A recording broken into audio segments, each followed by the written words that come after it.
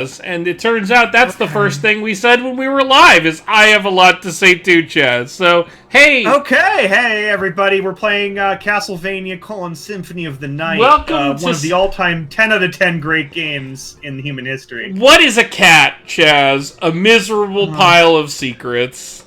And that is the question that Bubsy has for all of us and all of you today here on Pixel Crimes.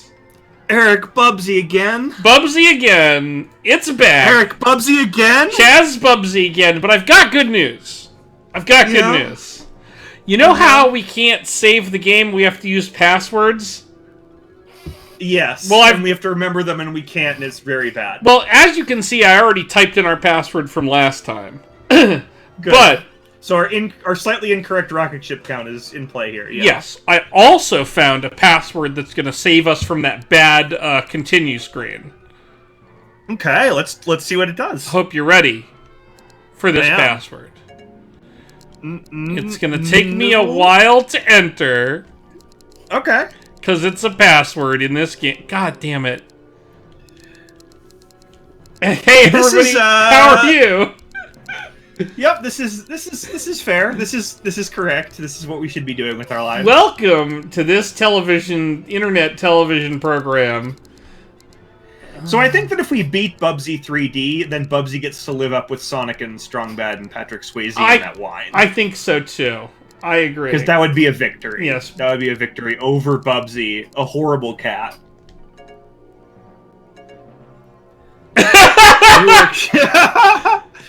I mean, fair. All right. I mean, I'll take the 16-month ban. So the good news is, even though we violated the Valve anti-cheating code, we have 99 lives now. Well, I have 99 lives, and all of them are Bubsy's. Yes. Well, you know how cats have 9 lives? Well, Bubsy, it turns out, is 11 cats? Is that math? 11 cats stapled together is about where I would put Bubsy, like, in terms of, like, how horrible is he? As horrible as 11 cats stapled to each other. Hey, I had a bad thought. Yeah. Do you think these are all the levels? You mean those, like, 18 or whatever? Yeah. I mean, yeah, I do. Because this guy's a boss, right? So he has no rockets. The elephant below this level has no rockets. Is a boss, yeah. But then the thing all the way in the bottom right is not a boss. Maybe there's only 2 bosses in the game, Mathman and Mammoth. God, I hope we just sort of get to them about halfway through. I wish I thought that was true. Are you ready for this? That seems very likely. Bad water level? Oh, Eric, I've been ready all week. Are we in the bad water level? I think that was the last one. Is it? This is like the bad factory, I think? Yeah. Dome, sweet dome. What does that mean? Yeah, we were here. This is like the weird, colorful factory. Oh, it's this fucking place. Oh, man. Yup. There was a brief moment where I kind of forgot what this game was like. Yeah. Ah! Ice physics! You know what's kind of funny? Yeah, what? Nobody's here. Usually we have like 1 or 2 people. If nobody shows up for any of our stream, I think that's a pretty big indictment of Bubsy. Does that mean we have? Does that mean we get to stop playing Bubsy if that happens? Yes. If literally nobody comes to our stream this week, then yes, we get to stop playing Bubsy. What if our stream is just well below average in terms of attendance? Does that still count? Probably. Okay, good. Because there's only so many bubs. Okay. No, isn't... What's a popular game that the kids like? Fork Knife? Yeah, we could play some of the Fork Knives. Yeah, or like, what do they like? Minecraft? Or do they like, what, Call of Duty? This year's Call of Duty, the big guns? Call of Duty... Wait, or what about Ghost Recon, International Incident? That seems like one Can they we like. play What that about one? Madden 1998? Well, Would they like that one? I think I have like a bad Madden on my computer that we could play. I think we tried that and didn't go good. So maybe the kids wouldn't like us because we're not good at Madden. That was NCAA Game Day 99, but I think you're right. Yeah. Like, I don't... okay. Well, Emma, we tried to play football. What we did try to do is court the youth vote, and I think that that's sort of the thing that I'm thinking we need to do is court that youth vote, get those kids involved. Are we Mayor Peting? Is that what we're doing? We might need to Mayor Pete. Do a little bit of Mayor Pete action. Yeah, put on some of that popular music, like the kids like that one where you imagine all the dragons. Is that what the kids like? Because they like, yeah, the imaginary dragons they like. I don't know if the kids like that one anymore, and here's why I'm saying that. Let me give you a little context. Is because that is what my mother-in-law listens to, and that's not an indictment of Imagine Dragons or my mother-in-law. It's just that if my mother-in-law is listening to it, that I think that means like definitionally that the kids cannot possibly be. Okay, so what one do the kids like then? What's the kid band? I think it might be the Old Town Road. Oh, that band, the Old Town Road band. Yeah. What's his name? Lil Nas X? His name, it's Old Town Road is his name. His name is also the name of his album and his band. He changed all of the names to Old Town Road. Yeah, because it was such a successful song. He just sort of copy and pasted everywhere. For SEO!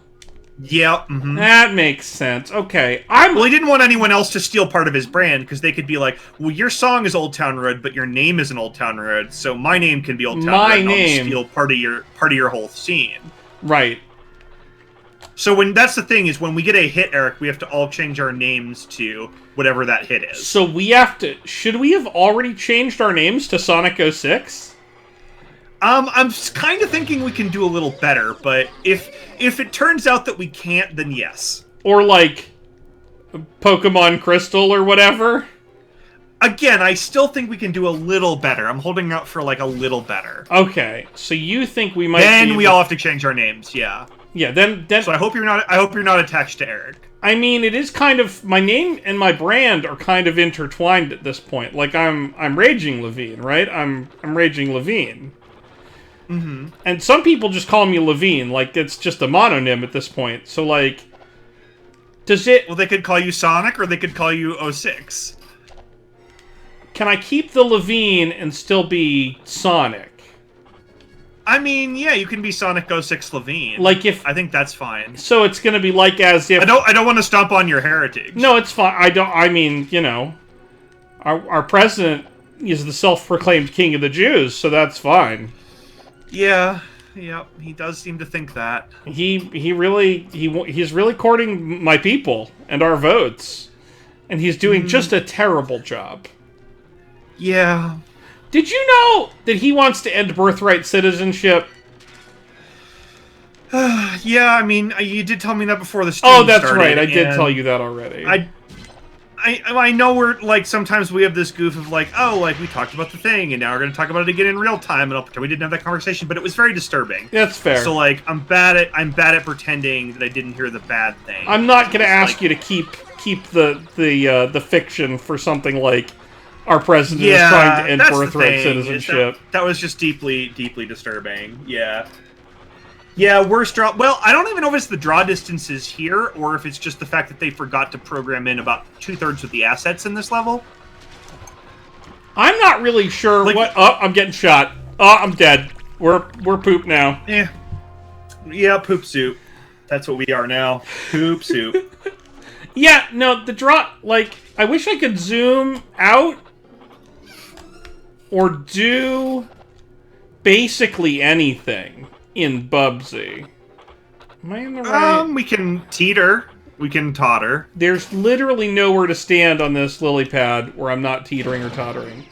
Okay, so I killed that guy, but I also got hurt. And you took, what, 300 damage? Or what was that? I think I took 300 damage. No, those were points. Which, as you know, are meaningful. Yeah. I feel like back in the arcade game days, like, people cared about points, and then, like, games from, like, about 1988 on still, like, continued to have points, but nobody's ever cared. Right, like, you don't... If you're playing something that's not Donkey Kong, you're not gunning for points. If you're, like, unless you're playing Super Asteroids, you're not in for points mode. even like original Super Mario Brothers has points, right? Like coins are worth points. Does anyone ever paid attention to their score in Mario? Actual none. Yeah, getting Mega Man 1 points is detrimental to speedrun. A lot of times the points are detrimental to speedrun. Yes. It's like how you have to avoid the bananas in Donkey Kong. Yeah. The DKC bananas are bad for you. Yeah, because they just tick down at the end of the level, and that's very bad. Oh! I don't know if you saw me deftly jump over that very wide, clear bullet. What I saw was you were sort of slowly falling, couldn't do anything, and then a bullet that like exploded out of the bad draw distance hit you without you having any chance to see it, and then you died. But I also still jumped. Like, I was impressed by my ability to jump over a projectile I could not see. Yeah. But it didn't. I also did. Okay! Well, this game seems equally bad about, like, it's like it's like a third of it is like it controls like a slug. Yep. A third of it is bad draw distance, and the other third is just chomping on your inputs, right? Yeah. Like, it just eats those inputs for breakfast and spits out, like, I don't know, Bobcat shit. I do want to push back on one thing that you said, which is that it controls like a slug, and I would argue that is very mean to slugs. Sure. Because slugs are much cooler than this bad Catman. I wasn't trying to be mean to slugs. They just do not, like, if you're a slug, you're not you're making slow. Sharp turns. Yeah, you're slow. You're not making sharp turns. And you're like, is there an animal you'd prefer me to use? No, slug is fine. I just want, as long as it's said with respect, I'm fine with it. Okay, yeah. It is said with respect. Well, I appreciate that. It's not like a slug is fine at being slow. It doesn't need to go fast. Slugs are very good at being slow. Bubsy, like, did not evolve to be slow. No, Bubsy is a goddamn bobcat. His job is to be fast. I'm trying to jump on this guy. It took 5 tries. Speaking of slugs, and by extension, snails, our snail tank. I have news about our snail tank. Tell me. So we have 3 snails, whose names are Crescendo, Diminuendo, and Fortissimo. Mm-hmm. But a log that we bought to put in our snail tank came with some stowaway snails. Oh, interesting. Some weird Did you buy the log specifically from, like, a snail depository? We bought it from the aquarium store, so I guess kind of yes. So it had these stowaway cone snails on it. And there are too many of them. Uh-oh. So what are you gonna do? Well, here's what we did. We signed a dark contract. You know, have you ever played Skyrim? I have played Skyrim. You know how you can join the Dark Brotherhood and become an assassin? Yeah. Well, imagine doing that, but also you're a snail. Okay, so now... what does that mean? I think what it means is you threw them in somebody's yard and are hoping they can, like, help... Not so much. Clean up, like, the yard bugs? No, what we did was... we hired some assassin snails. Okay. So there's a type of snail that's called assassin snails, and they are so called because they eat other smaller snails. Oh boy! Oh no! Yeah, so we had to hire hit snails to get rid of our other snail infestation. Now they are small; they're smaller than the snails we have on purpose, so they can't eat those guys. How do you do that? So instead of like just getting the snails and just chucking them outside, which is I think what I would have done, you bought assassin snails. Okay, so to assassinate your snails. Yes, let me be clear. These are water snails. They're not land snails. They won't do the lawn. They won't do it. Okay. They will do one of two things. They will die an excruciating death, or they will get in like a lake or a river and be invasive. Both of those are worse than getting eaten.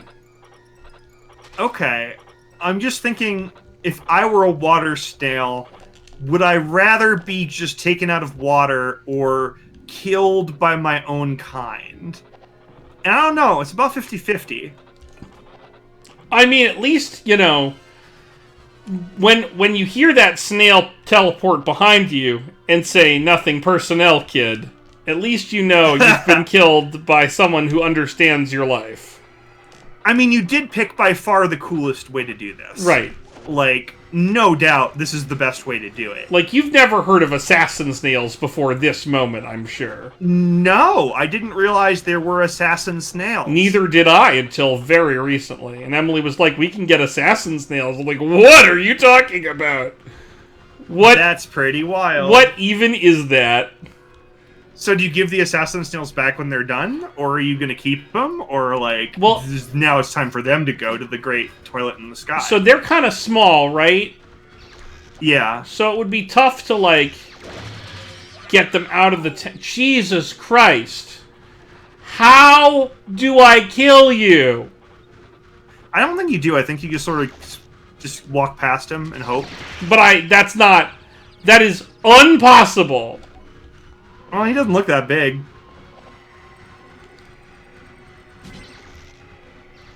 Okay, alright. Okay, the continue point. I've reached the continue point. Thank God. Hey! Oh! Yes! Coral, congratulations. If you are... You did it! I assume with that new, Yeah, I saw... new gamer tag. I saw a picture. Both of you Huggins. I saw Nice. I saw a picture of Coral after her successful defense. Very cool. Yeah, she's still on one side of the country, and Io, you're on the other side, it sounds like. Oh, God. Oh, God. Okay. Doctor is a pretty cool pronoun. Doctor is a strong pronoun. The Vegas side of the country. That sounds delightfully hot and unbearable. I assume you're not going this year, Eric? I am not. You could already be there. I decided to skip it before I knew there was going to be all this Commander extravaganza shit. Right. Otherwise, I totally would have gone. But I am commentating the Vintage Rotisserie Draft on Sunday here in St. Louis. Neat. So that's going to be fun. Now, you played in the last one. How did that go? I went 4-3. And it was a lot of fun. I had never really played anything like it. Mm-hmm. So it was a really crazy experience. But I had a lot, like, I had fun playing, for sure. But there was, there were a couple rounds where I got to be in the booth and do commentary, and I had even more fun there. So I'm really excited. That makes sense. Yeah, this seems like sort of your first foray into Magic commentary. Yeah, and, that's... I can't wait. That's the idea. It does seem like it would be helpful to have that just, like, gender-neutral identifier. And a pretty badass one, too. And one that, like, the annoying people aren't going to give you too much shit for. What is this? What is this? That is Bubsy's soul, and he's just sort of there, and... Oh, I think it's invisibility. Okay, well, it's invisibility, but it's not invincibility. I can tell you that. No, it's not. I was going to say it's Bubsy's soul, and it's just screaming in the void. I think I cast Doom, but I forgot to cast Vanish first, so it didn't really work. These little guys that sit there and shoot at you have been a problem. They are the most dangerous enemy in the entire game! I think I know what I have to do down here. What? I think I know. I think we have to spend, like, an hour clearing out all these little jackasses. I'm not gonna... You're gonna spend an hour... You're gonna spend an hour clearing them out, and then you're gonna die, and then we're gonna have to do it again. Right, and that's why I'm not gonna do it. Yeah. What about a pogo stick, Bubsy? Huh? I don't like Bubsy's voice. Bubsy's voice is a horror-scape. It's like somebody, like, listened to Mel Blanc and then, like, didn't do it. Right. Oh my god! Their rate of fire is unreal! Their rate of... Especially considering your, like, the number of frames that you are out that aren't iframes, and also your ability to like move at any reasonable speed, which is just not a thing. What? What? Huh? Where are what? What? Why? Huh? What? Uh, I also like that whenever I get hit, it rotates the camera 180 degrees so that I have actually no chance to recover. Oh, okay. Bye, Bubsy. Bye. See ya. We're gonna go through all 99 of our lives on this level. If we get through all 99 of our lives on this level, we are done with Bubsy 3D, Chaz. We are down to 90. This is like the 100 Mario challenge, except way worse. God. If we get down to all no of our lives. Oh, yep. Yeah, no, I cheated. We have 99 lives. All hail Shadow! Thanks, Kazdari. Hey, thanks for the Kazdari, follow. welcome to Bubsy. Yeah, welcome to Bubsy. We're cheating on Bubsy because the continue screen is broken. And that's Bubsy's fault. So, yeah, we're just fucking cheating with lives. Yeah, we're doing it, because I asked Chaz if he wanted to see that bad continue screen ever again. Thanks, Yuriko's wife. Thanks for the follow. Hey, welcome. Bye, Bubsy. Thanks for the follow. Bye. Bye, Bubsy. You were in the ground.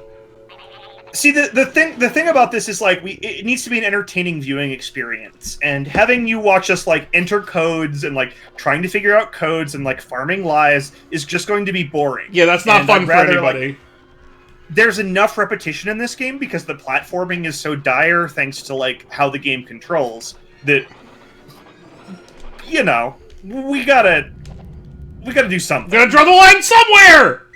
Ah! Because Bubsy didn't draw any lines. I think it's time to crack open my beer, Chaz. Oh, I've already cracked into mine. Ooh, what do you got tonight?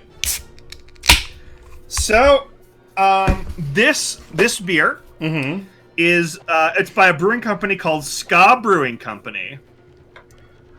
Okay, that's a good name. I think I've had some of their stuff, actually. Yeah, so their logo's got the, like, black and white checkerboard. Wait a minute. Some swing dancers on it. I have a ska beer in my fridge. Nice. They're local to Colorado. Yup. So this one is called Moral Panic. I have that exact beer in my fridge. Okay, it's got a spaceship on it that looks exactly like the spaceship from Bubsy. So that's why I bought it. Nice, and nice. Moral Panic seemed like a good name for I don't know. A beer? Yeah, I agree. Yeah, I just, like, especially with all that stuff about, like, the Republicans deciding to blame video games for gun violence again for, like, the millionth time in 30 years. I figured, I don't know. Yes, it seemed appropriate for Pixel Crimes. Given that the spirit of Senator Jack Thompson is back to haunt us. Yeah. It makes sense. Do you remember him? I don't. He was... In the 90s, he was the video games are poisoning our children guy.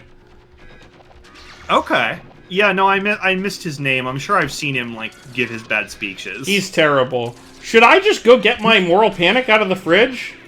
Yes! Huh! Well, as soon as I die, which I'm sure will be soon, yep, I'll do just that. Also, I need to read the like, rim of words around the lip of this can. Oh, yes.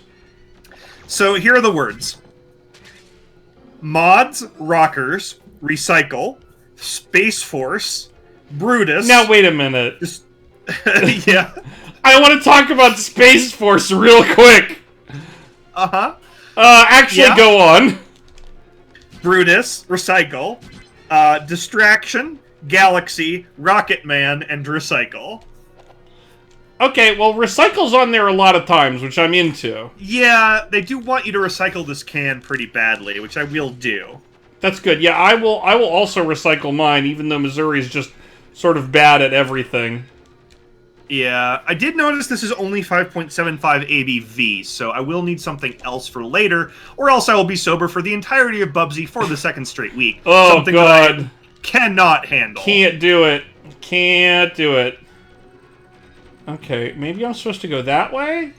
Huh. Huh! Oh, God. Huh!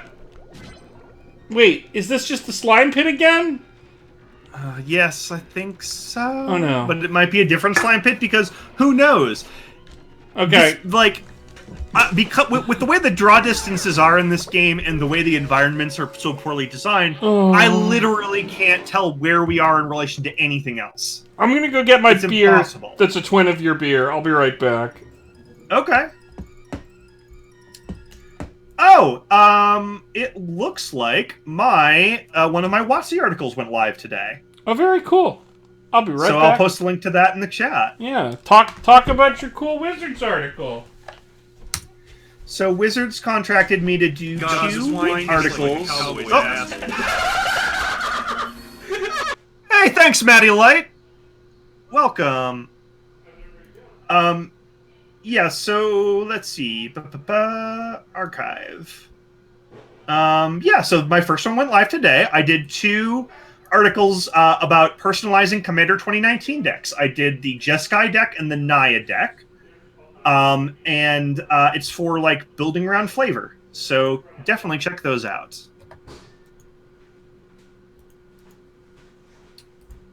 Unlike my usual content, they are free.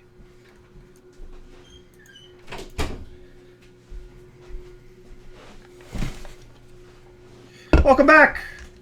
I'm back.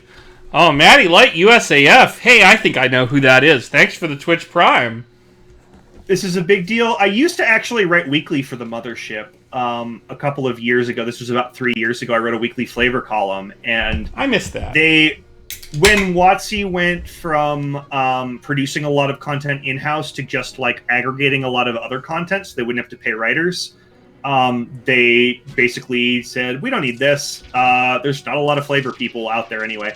But like, it wasn't just me, it was just most of the columnists. Right. So they throw me work every probably 6 months now. I always really like doing it for them. It's a lot of fun.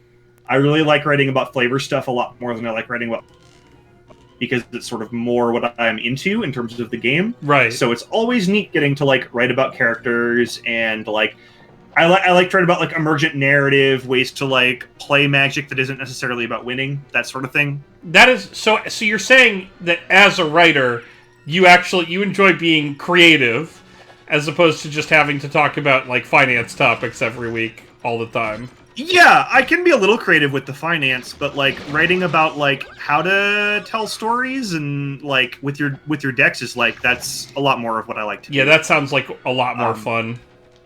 Yeah, I mean that's what I'd be writing if I had my way. About right. What I could write in the Magic community more. So yeah, thanks, Io. I appreciate it. I love when I get to do stuff like that. Well, it makes me feel like I'm adding more value to the community. I'm looking something I don't always feel about with my finance videos. I don't know articles, but sometimes I think you're adding to the community by talking about that in a like, in a way like.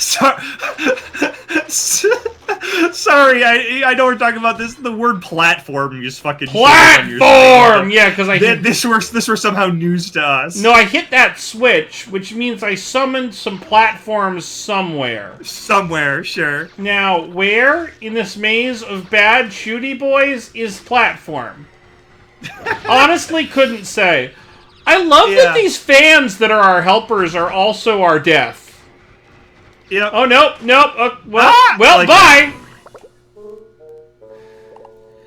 Yeah, my goal with the finance stuff has always been to, like, help people who can't really afford to build top-tier decks, like, grind their way into that value, right? It's this idea of, like, if you're wealthy, you don't really have to pay attention to the finance side of the game. It's kind of irrelevant. You can buy whatever you need. If you're not, that becomes, like, a massive gate toward being able to play Magic. Right. So, like, even though people tend to view the finance community as like just sort of Bitcoin bros with Magic cards, and to be fair, a lot of them are. The buyout artists my goal has always are sure, but that's not what you do. That's not your. I've never bought out a card in my life, not once. Right, you're never done it. Your goal, as far as I can tell from reading your articles, seems to be to make like to help find ways to get people to make cards accessible. Like, yep, Io, you've bought out a card for personal reasons. I think that's different, Io, and I love that. Platform! Oh, I missed. There it is, maybe. Is that it? I don't know. Was this platform here before? Was it not? I have no fucking idea. How would we know? And Bubsy picks up 10 atoms. He should turn into a giant cat, Dr. Manhattan. I like that you specified the movie version. I love that. No, that's really good. I would love that. Oh my god. This game... This game really Philosophers play multiplayer Magic Post. No, I haven't seen that, Arcu. I think I've seen, like, the Philosophers play D&D or something similar to that, but I don't think I've seen them playing Magic. Okay. Is this from that guy who does the comics about, like, content stuff? Because I love his content. That's what I'm thinking of, is that. Yeah. If you send it to Eric, I'll get to see it. Yes, it will get content blasted out to the universe. Ah, shit! I'll say this, Eric. Speaking of D&D, like, I am currently, like, in a mostly weekly D&D campaign, and that is the longest one I've ever played in, and I'm running a Monster of the Week campaign, and that feels so good. You were describing I love it so much. A dream. It's been a long time. It's been many years since I've had a regular D&D campaign, and I miss it. I miss it so much. It's pretty much the best gaming that there is. Tabletop gaming with friends is so much fun. I was talking about this, I think, at a party this weekend. I was saying, like, What happened? What happened? Nothing! You bounced off of platform and hit, like, a thing, like the bad thing from Willy Wonka that eats you up at the top of the fizzy. What? Oh my god! Bubsy, you shouldn't Bubsy, you stupid piece of shit! 99 lives, 1 level, no ships. 15 down, 84 to go. Oh god. Chaz, I don't think we're getting out of this level, my man. I think we are. I think we'll get out of this level when I chuck this disc into the Missouri River. Oh, jump! There's no brakes! No brakes in Bubsy! Oh, shit. This is a spicy take, Eric, but I was saying this weekend, I feel like I've said for years that I think that Magic is, like, my favorite game. Yeah. I think, like, if you lump, like, D&D and the other, like, tabletop RPG variants together, that is now taken over as my top game. I mean, I think that was, like, here's the thing about that, is that it's a creative... Yeah. Like, Magic is a creative endeavor, but tabletop RPGs are a creative endeavor in a way that card games can never be. Yeah, and it's a creative endeavor in the way, specifically the way that I like to game. Right, and it's such it lines up so well with your wants and needs as a person that like pretty much entirely, it's everything I want in a game. It does. I just had never gotten a whole group together before, and now I have 2, and it's very good. I so badly want to do that. I mean, I'll play in another. Yeah. I'm not beyond that. No, I understand, and I do have September largely off from events, so... Hell yeah. I have an idea that's like half formed that I'm gonna keep working on. Okay. Have I talked up my Monster of the Week game? I think I may have talked it up last week or the week before. Talk a little more about it. It is set in a fictional Western Massachusetts town in 1998. Called Hammam. Now, why 98? It's sort of 3 reasons. One is, like, I thought it would be fun to sort of set something in, like, a nostalgic part of our childhood era, right? Nice. Like, number 2, it solves the no cell phones thing that Griffin ran into. The no phones game, thing right? in the so like you're limited by technology. And number 3 is for a plot-related reason that my group has not uncovered yet. All right, number 3, mystery box. Io, if I could play a tabletop game over Skype and Discord with you and Coral, that would literally be the greatest thing. Let's do it. Summer of 60. I'm in to play tabletop RPGs with Io and Coral. I just gotta finish fleshing out my idea. Huh. Ah, Bubsy. Bubsy. So, I don't know if there's like music going on, but like from what I hear over here, all it sounds like is nothing, nothing, nothing, and then every 10 seconds there's that's in the background. There's a little more to it, but that's most of it. Like honestly, that's largely it. Okay, what? Ha, ha, yeah, what? What? He's X-Man. What? He said, "I'm X-Man." Sorry, what? Is... Excuse me. Sorry. I'm X-Man. I don't think that's what he said. No, it sounded like to me. No, I think it's that. I think he's X-Man. Yeah. Hey, Chaz, it's me, X-Man. X-Man. King of the X-Men. What? Now, what the fuck do you think just happened there? Ah, the little propeller platform knocked you off the moving platform is what happened. Oh my god. I'm so glad we have infinite lives. No, not infinite. 99, Chaz. 99 is a great deal. Yeah. Maybe the best deal, but it's not infinite. How's your moral panic, my man? How's it's pretty good. So this is a brewed IPA. Yes, I noticed that mine is also a brewed IPA. Now, what does that mean? So, it's like, have you ever had brut champagne? Yes.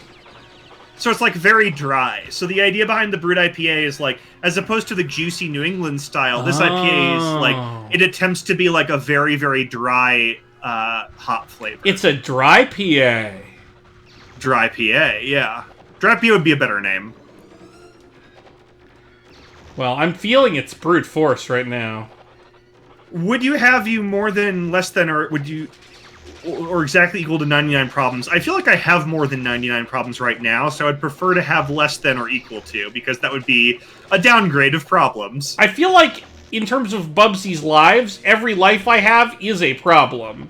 And this level is slowly solving those problems by taking them away from me. Yeah, that's true. I'm enjoying this beer, I will say. Yeah, it's pretty good. It's quite good. Well, I couldn't do anything too horrible, because, if I did, like, it's Bubsy. I need something drinkable. You gotta have something drinkable. I'm looking forward, I will say, to my secondary beer. My beer number 2. Okay, so we're on this platform that we were trying to get to, and then there's another boy who shoots at us. A different boy from last time. Yes, this is a different shootsman. Who does a shoot. Now, what I have... Oh, that platform sped way up. Ooh. I gotta move fast, though, because there's so many shoots. No! Ah, you would progress. This level is just the trash. How... And this is only, like, level, like, 5 of, like, 10,000 or whatever. I couldn't move when that shot me. I couldn't... There wasn't... You weren't allowed to move. Has anyone ever beat... I guess... I was going to say, has anyone ever beaten this Author game? Blues has. Author Blues was here, yeah. Author Blues, the speedrun expert for this game, who was here last week, has definitely beaten it. I've seen it. Yeah. Okay. Has anyone casually beaten this game? I mean, I suppose... Maybe not. Fuck. Huh. Oh, fuck. Oh, fuck. Borbsy 7D. I think there are 7 dimensions to this. Borbsy. It's like that level in Battletoads that you can't beat with 2 people. I think the dimensions in this game are all of the levels of Dante's Inferno. Okay, describe them to me. Describe... So, I think the levels in Dante's Inferno, there's like the fire one, the ice one, the wind one. It's like somebody burping in your face forever. I thought that was like, the wind one, was the burp zone. That might be. Somebody eats a sandwich very loud on a bus is one, I think. Oh, I think I've been there in real life. To that particular... Yeah. Platform's gonna fall. God damn it. There's of course the somebody mansplains the thing that you're an expert in to you for eternity one. God, that's a level of hell that I've never had to go to. I know, but some people do. I know. Hopefully the people who do that in real life. There's... The Carlo Rossi hangover dimension, that's one. I've been there. Yeah. Well, the someone eats an egg sandwich near you, but you can't have one dimension. That plane also has somebody microwaved fish in the office microwave, and you can have some. Is that okay? So, let's say, you're on a plane, right? Yes. You get on a plane, and then in the row in front of you, there's like a parent and their kids. They're two like toddlers. Yeah. You're already not excited, right? You're already unhappy. Sure. Yeah, they're gonna be waggling their seat back into you. Sure, yeah. Yeah. But so they're like decently well behaved, but they start to get a little rambunctious toward the end of the flight. Yep, that happens. They're small. And parent decides that it's time for them to crack open the food bag because the kids are getting a little rowdy. Sure, yeah.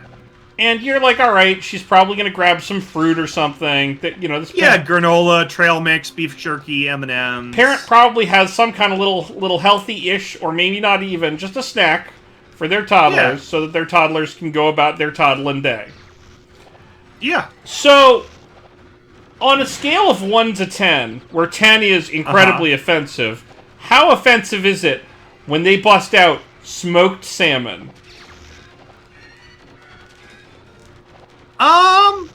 Well, here's the thing. Smoked salmon is not like I don't think it's as offensive as anything that you buy that is cooked. Real. Right? Because I feel like the offensive thing to me is like, I go to the fast food restaurant at the airport, and I have my bag of very smelly McDonald's that has the McDonald's smell. Oh, the McDonald's smell is so bad. The Subway with that sweet onion sauce smell. And I feel like that's like an 8 out of 10 of everyone in the whole plane is going to smell that McDonald's. Yes. Smoked salmon, at least, I think is more like a 5. Like, it's bad. It's not good, but I don't think it's as bad as it could be. Matching hilly ants and goats. I'm imagining these Norwegian toddlers now. Okay, I just wanted to. I think pickled herring would be worse, like a can of some pickled sort herring of like cream sauce, like a lutefisk, perhaps. Have you ever had? Maybe you haven't. This is a thing that my dad liked growing up, so I had it. You buy it's a jar of herring, like little herring. Yeah. In a creamy white sauce that goes in the fridge. Okay, I'm familiar with this food item, but I have never consumed it because You've never had it. There's so much about it that it's just clearly not for me. So the thing about this is I would never buy this as an adult. For some reason, as a kid, because my dad had it in the house and he liked it, it was just to me a normal food. Oh, I see. So I was like, oh, I'll have some of that. That's pretty normal. And so, I just had it every couple of weeks as a kid. Right. I don't think I've had it in probably 15 years. Now, what's the name of this? Do you know the name of this food object? I mean, I think it's just pickled herring. Just regular pickled herring. Yeah, hold on. It's definitely pickled herring. What does it go in? I'm trying in cream sauce. Okay, great, good. I'm googling. I'm gonna try and find a picture of this. Cream sauce is one of those things that sauce. never sounds good in the abstract. No, there's a picture of this, and you're not gonna like it. No, I can tell that I'm not, but I'm gonna look at it anyway. Yeah, so hold on. Here, I'm gonna put a link to this in the chat. This is a much nicer version than the one I had growing up. Oh boy. Risky click of the day. So yeah, this is a thing that this is a thing that I had as a kid. A leaf of lettuce, a ring of pineapple, a dollop of mayonnaise, topped with cheddar shreds. That sounds like the most 1955 Midwest food of all time. Oh my god, it's fucking upper Midwest. It's 1950s. You've told me about this, and I somehow still don't, I don't fully believe that this is a food item for humans. The thing about that food item is it is either missing at least 2 ingredients or it has too many. Right. And they're the pineapple and the mayonnaise. I mean, it could be either, right? So, like, lettuce and cheese is fine, right? Yes, exactly. Lettuce and pineapple would be okay. Yeah. I would argue... Let's see, what else could we do? Pineapple and cheese. Mayonnaise, no. Pineapple and cheese would be fine. It's the lettuce is optional. Okay, so it's mostly mayonnaise, pineapple, and cheese. The mayonnaise is the problem. Yeah, the mayonnaise really is the problem here. I would agree with you, Eric. As it usually is, the mayonnaise is the problem. Once you add mayonnaise to a thing, it's like your skill tree is really narrowed down. It's like, all right, you're doing the mayonnaise spec, yeah. So a lot of your other options have just like fallen away. Yeah, it's just like a very because of mayonnaise. Yeah. There's not a lot of things that you add. Would it be better if we called it aioli? Yes, actually. Not in this case, Eric. Okay, but like I have a thing about mayonnaise. Eric, where I hate it. Emma does too. I like it. And so if somebody talks about aioli, like I can eat aioli, but I can't eat mayonnaise. Yeah. I know. Sure. Oh, I know. Yeah. That doesn't. No, Emma's the exact same way. I'm used to this. I forgot that Emma also had this particular thing. Yeah. But see, what's that? Uh-oh. It's like a missile alert. Is it really a missile alert? No, it's flash flood warning. Oh, so you're fine. Yeah. Wait, you live in... Sounds like a missile alert, though, don't it? It does sound like a missile alert. You don't live in LA anymore, so I guess floods are a thing that could happen to you, theoretically. I mean, not really. First of all, it's not raining. It doesn't look like it's going to rain, and I don't live... Very sneaky. There's lightning? Okay, I guess it's coming. Okay, alright, well, don't get flooded. We won't. We don't live in a floody place. Right, yeah, I know how that is. I also get flash flood warnings on my phone. I'm like, I don't live near the river. I'm good. Yeah. So how's your moral panic? I mean, it's so good I've almost finished the first can. Like, I really do like it. I would buy this beer again. Yeah, this is a good beer. I'm happy with it. Yeah. But I feel like they built the highway here because the highway's not going to flood here. I mean, I could always use some black mana for the Karik Son of Yawgmoth deck I'm working on. Everyone loves that. I mean, that sounds like a good deck, yeah. I'm not, You found volcano evacuation routes. Yeah, you've got a big fucking volcano. You do have a large Kano. You could get Pompeii up in the PNW up there. I think that's legally required. Yeah. I mean, the good thing about volcanoes is that... Well, sorry, you didn't say Pompeii. God damn it. No, you get... Oh, very. Mount Rainier, I believe, is on the top 10 most dangerous volcanoes in the world list. Yeah, like... And that's not like a BuzzFeed list. That's a real list, y'all. Yeah. I mean, to be fair, a lot of that is due to the population near it. Yes. The other thing about volcanoes is that you have a lot of advanced warning. So even with a volcano like that, you would have, like, a week to get away, probably. So, like, it's not just going to come up at you in the middle of the night, like I thought as a kid. Yes, that's really comforting, is that, like, sure, your city will be destroyed, sure, but you'll be able to leave before that happens. You and your... you will escape with your life and the lives of, like, your family and your pets and shit. The issue with that volcano in particular is its pyrostatic flows and ash. So it's just like mud and ash coming at you. It's not going to be lava. Okay, so just mud ash. Yeah, I mean, that's very bad. I mean, mud ash doesn't sound great. It's not. No, it's very deadly. Like, that's the thing that killed Pompeii. Was it... So, like, what's worse? Mud ash or mud vein? I don't know. This is my important question. I think it might be about the same. I think I just said one wrong. Or maybe there's two, I don't know. I think you're thinking of Pyrostatic Pillar, a Magic the Gathering card. Okay. Unless that's already a word. See, I don't know anything about Mudvayne, so I'm just in, like, music slander mode. Oof. Oh. Yeah, I don't either, actually. I know Puddle of Mud. Puddle of Mud. I bought a video game today, Chaz. What video game? Did you buy, like, Skyrim or, like, I don't know, Breath of the Wild? No, like most of us, I got Skyrim with that U2 album, like we talked about the other day. Right, yeah. We all got Skyrim. We all got that Skyrim. So on the back of the Bubsy 3D manual, there's an ad for a game. Uh-huh. And the game is called Pitball. Okay. Now, Chaz, here's what I'd like you to do. Yeah. I'd like you to help me by going to the Pitball Wikipedia page. Okay. I thought you were going to ask me to tell you what I thought Pitball would be. Well, actually, first tell me what you think Pitball is. And then I'll tell you its subtitle. My thought was baseball featuring Pitbull. Okay, so in the 7th inning, Pitbull comes into the game and pitches an inning. You think Mr. Worldwide is a fucking middle reliever? I mean, okay, maybe he pitches the ninth. Mr. Worldwide is a fucking closer, sir.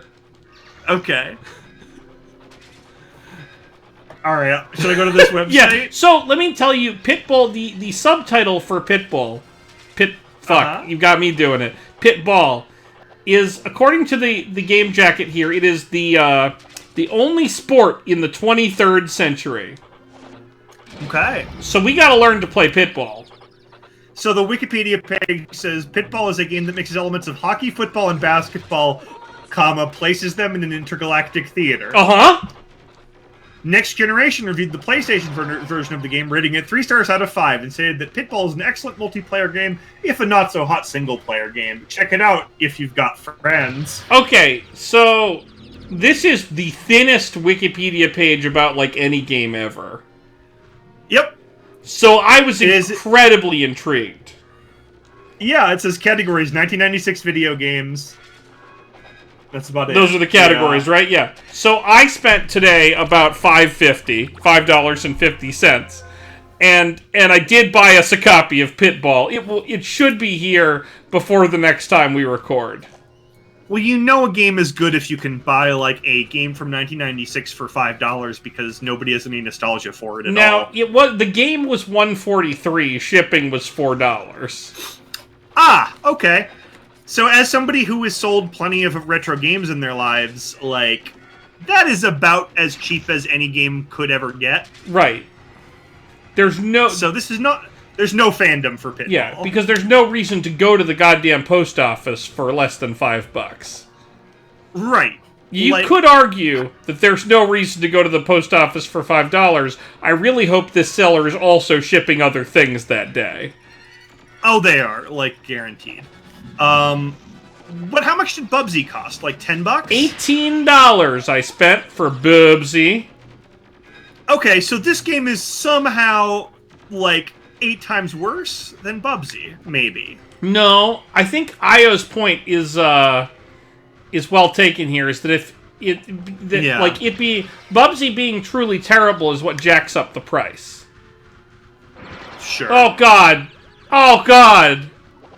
I did buy the video game Shadow the Hedgehog for the Nintendo GameCube last weekend for $1 at a garage sale. Should we do a compare and contrast of the PlayStation whatever version I have and the James Cube version?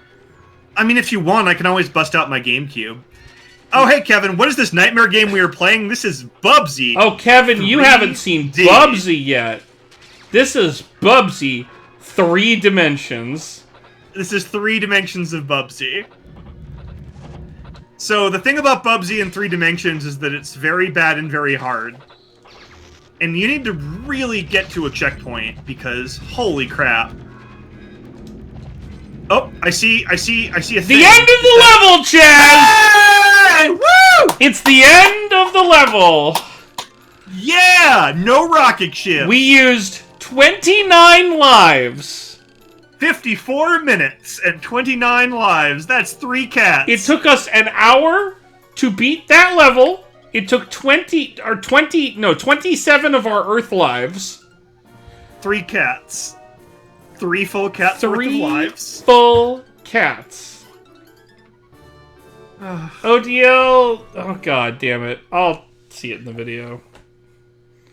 I guess I should go write that down, huh? No. No, that seems important. I thought we have... Just give us another 99 lives. No, but if we hit that continue screen, Chaz... Uh-huh. You understand that if we hit that continue screen, I need the code. We're not... We won't. Just give us more lives right now. ODL... T? We're not getting rid of the 20%. That's a very good point. For a game that stars an anthropomorphic animal, oh god, this game is not sexy at all. We're really lagging behind on our 20%. Sonic 06 was so much hornier than this game. I know I said that. It was a lot hornier. I know I said this last week, but it was a much hornier game. I'm trying to think of something horny real fast. Butts. Butts. Also, Cat Dad's not here. Cat Dad, I feel like, enhances the horny content. Cat Dad does add to the horniness value. Yeah. Well, I feel like I blew my summer of 69 is already... We're good there. That does it. Yeah. That doesn't quite get us... That gets us to about 5% for this hour. You know what? Let's throw another code in here. You want to throw another sweet code in here? Yeah, let's see another code. What else you got for me? Well, I got another water level coming up, so... I got a code that I did not tell you about. Okay. So talk amongst yourselves while I enter this code. This is real. He didn't tell me. I told him about two codes, but not the third one. This is the one I did not tell him about. I mean, you should be worried. I'm worried. XR exurf exura. It's really hard to type. Erase. I'm trying to figure out what this is. You're raising? Uh-oh. You're raising a kid? You're raising a kid? Do we have to raise a kid in this one? Yep. Do we have a kid that follows around? You're a snaker. You are a snaker. What's a snaker? You'll find out. Okay. You're a naker. Are we naked? We're very naked. It's just... This might be... If we're naked, this could be a good 20% here. This is going to be a lot of 20% if we're naked. DOS Bobcat. I hope it works in the water level. I wonder if it will. We'll find out. I'm not sure it did. I'm going to go to a different level. Okay.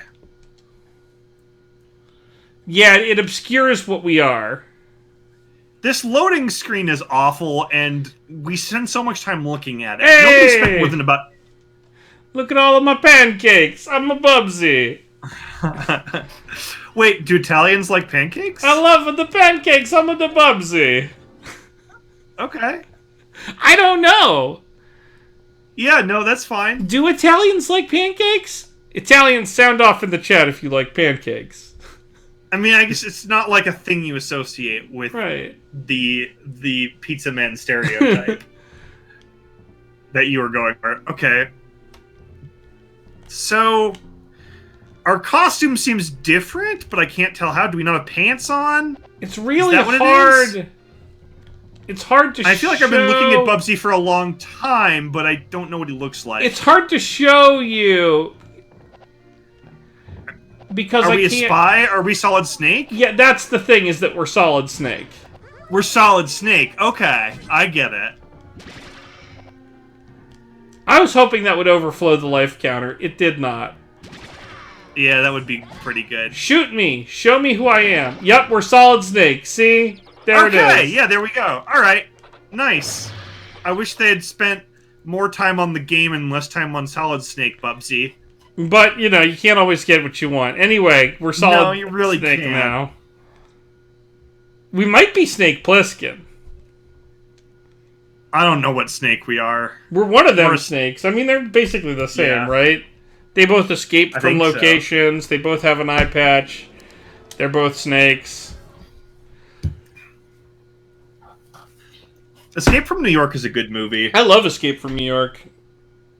It's been a while since I've seen Escape from New York.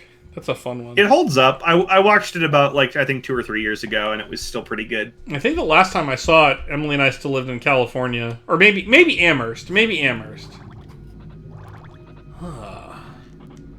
Bubsy, I'm here to collect the rockets. I have bad news for you, Snake. We're not collecting the rockets. Bubsy, how the fuck do you see here? I didn't even see any rockets on that last level, did you? I saw one rocket, but it was really far away. I feel like you're a Yu-Gi-Oh character more than Snake right now. Screw the rules, I have money! Colonel, trying to sneak around, but I'm dummy thick. Yeah, we are seeing Bubsy's taint quite a bit in this one. That's a good point. Oh, but so much Bubsy taint. Tainted Bubs. Both snakes now, did exist. A lot of people know about the Soft Cell song Tainted Love, but how many people know about the Soft Cell song Sex Dwarf that is also on the same record? Now, I'm pretty... Okay, here's the thing. I'm pretty sure Sex Dwarf is from Spinal Tap, and you can't fucking tell me otherwise. It's actually a real one. It's a real one. Oh, you know, no, you know what? I'm thinking of Sex Farm. I'm thinking of Sex Farm, which is from Spinal Tap. And the only part of it I remember is working on a sex farm. That's everything I have. Yeah. That might be everything we hear in the movie, too. I don't remember. I think it might be. That's a movie I haven't seen in probably 6 or 7 years. Same. Oh, I did love it, though. I wonder if I... Yeah, I loved it, too. Oh, holy shit. Oh, the end! Oh, wait, hang on. What happened? Sorry, what? What?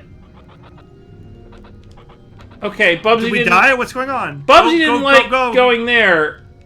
Well, but that's the end of the level. Yeah, but I went too high, and Bubsy was mad. Oh. My phone is going. What is up, phone? Well, let's check it. You've got time. Irrelevant. Okay. Puddle. That thunder's kabooming out here. Yeah, how's that going there for you? I mean, I've got headphones on, so I only hear it when it's extra loud. We didn't lose a single life in that level. Do it! Kevin raised a good point. Is Bubs from Strong Bad related to Bubsy? Well, you may have noticed that the title of our stream is Onion Bubs, and then in parentheses, E3D. Oh, yeah, no, I didn't notice, but now I see it. I do assume... How do we know it's Bubsy and not Boobsy? Chaz was saying Boobsy, like Michael Bublé earlier. I think we know it's not Boobsy because there's no umlaut. Oh, no, well, that would be Bubsy. Bubsy? Bubsy. Then I guess we don't. Then we don't know. All right, welcome to Boobsy 3D. Yep, that's what it is from now on. Oh no, the ocean level was easier, Chaz.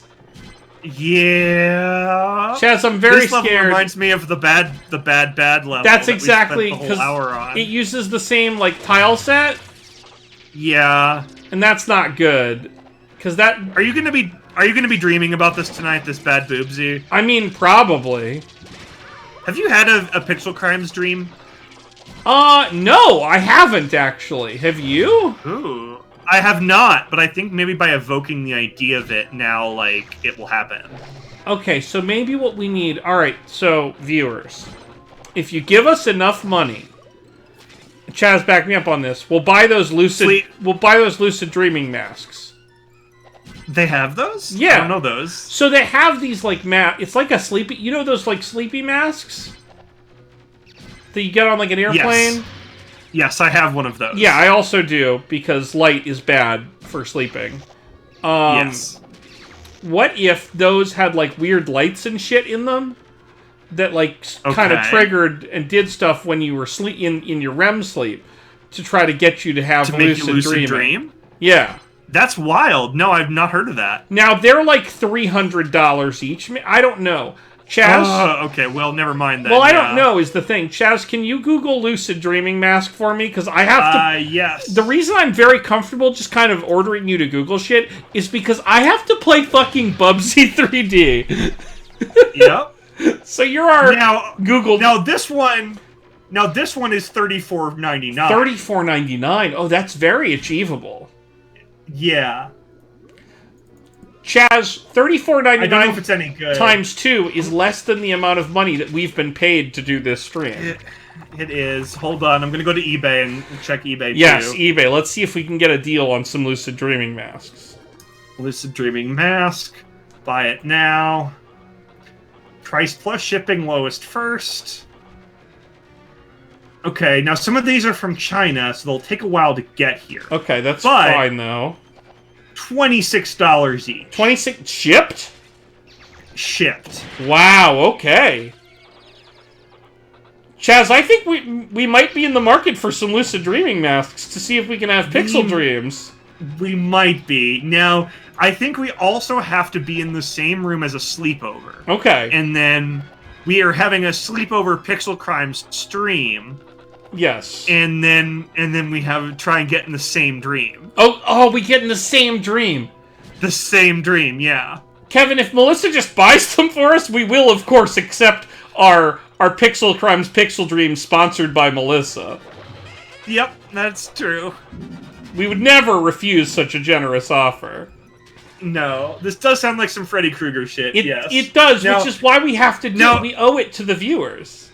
But what if we let a Freddy into our lives? What if there's a Freddy now? So you're worried we have to deal with the Frederick. You're worried that we're going to unleash the onslaught spider from Stranger Things. Is that what you're saying? What I'm saying is, if we dream a Frederick into existence and he becomes real because of us, I feel like that's a problem. Hey, Chaz. Yeah? How is that worse than climate change? It's not, but you can't compare anything. You can't compare everything to climate change and be like, oh, well, if it's not worse than climate change, then it must be fine. Okay, so, no, but this is, Chaz, sorry. I don't think you've been, this is millennial morality. Mm-hmm. If something isn't worse, as bad as or worse than climate change, it doesn't matter. Alright, I guess we'll do this, and if we unleash a Freddy, the ice caps are gonna melt anyway. Like, the ice caps are melting. Freddy will die with us. It's fine. With your Freddy. Freddy will die with us. It's cool. Like, what color do you like? I don't... What are my options? I'll put this link in the chat.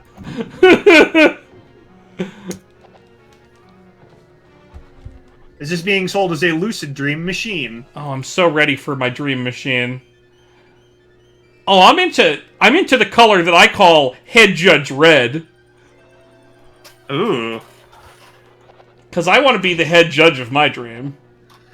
Do androids dream of Electric Freddy? I mean, I think AI Freddy dreams of androids. I have not bought a red belt yet, Brett. I forgot about that because it was... That conversation existed in the MCQ zone, which means I went to sleep and forgot everything that happened. Eric, did you see the Jesse Eisenberg karate movie? Sorry, what? So, there's this movie, I think it's called The Art of Self-Defense. No, that sounds like bullshit, or a Monty Python sketch, but go on. It is... So it's a movie that came out, like 2 months ago. I do have your backpack, Brett. I have not looked in it for obvious reasons, but I do have it. I can come meet you, or you can come by and get it whenever you want. So, The Art of Self-Defense. Oh, yeah. So it is effectively like a send-up of toxic masculinity by way of like a satirical Fight Club style movie, but it's a lot more obviously satirical than Fight Club was. Oh, good, because we do need it to be very obviously satirical, or because a lot of people took Fight Club very seriously. Everyone seemed like they took Fight Club extremely seriously, and like I saw the movie, like I was a teenager when I saw the movie and read the book, and I still did not take that movie seriously. And based on what I've seen of Chuck Palahniuk lately, it seems like he may have also taken it seriously these days, which is very disappointing. He did an oops, where it turned out that I don't know if he just, like, wanted to sell more books or something, but he sucks now and may have always sucked. Yeah, anyway, the Jesse Eisenberg movie is pretty good. Sweet. I think you would like it. It is, like, absurdist and satirical in a way that I think you would appreciate. I love absurdist and satirical. Yeah. I also used to be way into Palahniuk. I read a bunch of his other stuff. Yeah, I mean, I thought he kind of... I liked his writing style, and I thought he knew what he was doing, and maybe he didn't. I liked, and I think... I think I still like his writing style, probably. His writing style is still very good, yeah. No, Why is the camera moving? Why is the camera moving? Why is the camera moving? Bubsy? Bubsy? Michael Bubsy? Hello? There's Fight Club comics? Huh. Now, okay, but what... Alright, actually, fuck this. Oh, wait, What's that? Well, we got 9 seconds to figure it out. Oh, no, we I just have shoot 9 things? shots. Oh! Okay. Chaz! Oh, the rocket. It's a ship. Get it. Rocket teleported. Yay! Sorry, what? Hang on. What the... I don't know. Another rocket. No, it teleported, both in though. here? Oh, that means we didn't get it. Yeah, it doesn't mean, like, you teleported the rocket to where it belongs. It means the rocket teleported... That's what I thought! It teleported well, away. So we're not getting that. Ugh. Okay, forget it. So what's in Fight Club Tonic? Is it like a White Claw? I assume everything is a White Claw. It's 2019. Ain't no laws when you're drinking claws. That's what I heard. I think we should... This year's real name was 20 White Claw Teen. Yes. Apparently, at least one brewery out your way has turned into a hard seltzery. Really? Yeah, I was reading about that. Do you remember the name of it? No, I was reading an article in a fancy publication. Definitely not just some random website my phone suggested to me. Uh-huh. Or it might have been the New York Times. Who's to say? Who knows? As a digital New York Times subscriber, it could have been anything. See, I was a digital I like a lot of liberals. I subscribed to the New York Times right after the election because I was like, oh, we need more real reporting. Everyone got screwed up on fake news, and then I got so mad at them because they're bullshit and canceled them, and then Kevin was like, just get on my New York Times. Right. You need some New York Times. And I was like, fine. And about 10 or 12 times since then, I've gone to angrily cancel them and then realized that it's Kevin's subscription and you can't cancel his... Well, you probably could if you were logged into his account, but you shouldn't. But they email me fucking David Brooks articles in the morning sometimes, and I'm just every time I see that, I'm like, I'm gonna cancel you. Yeah, no, if they emailed me a fucking David Brooks article, I would cancel them. Yeah. But they don't I just have their app on my phone. They don't email me shit. Or if they do, it goes into the Google Hell tab and is never seen again. Sure. Hey, it's the rocket. I bet it won't teleport.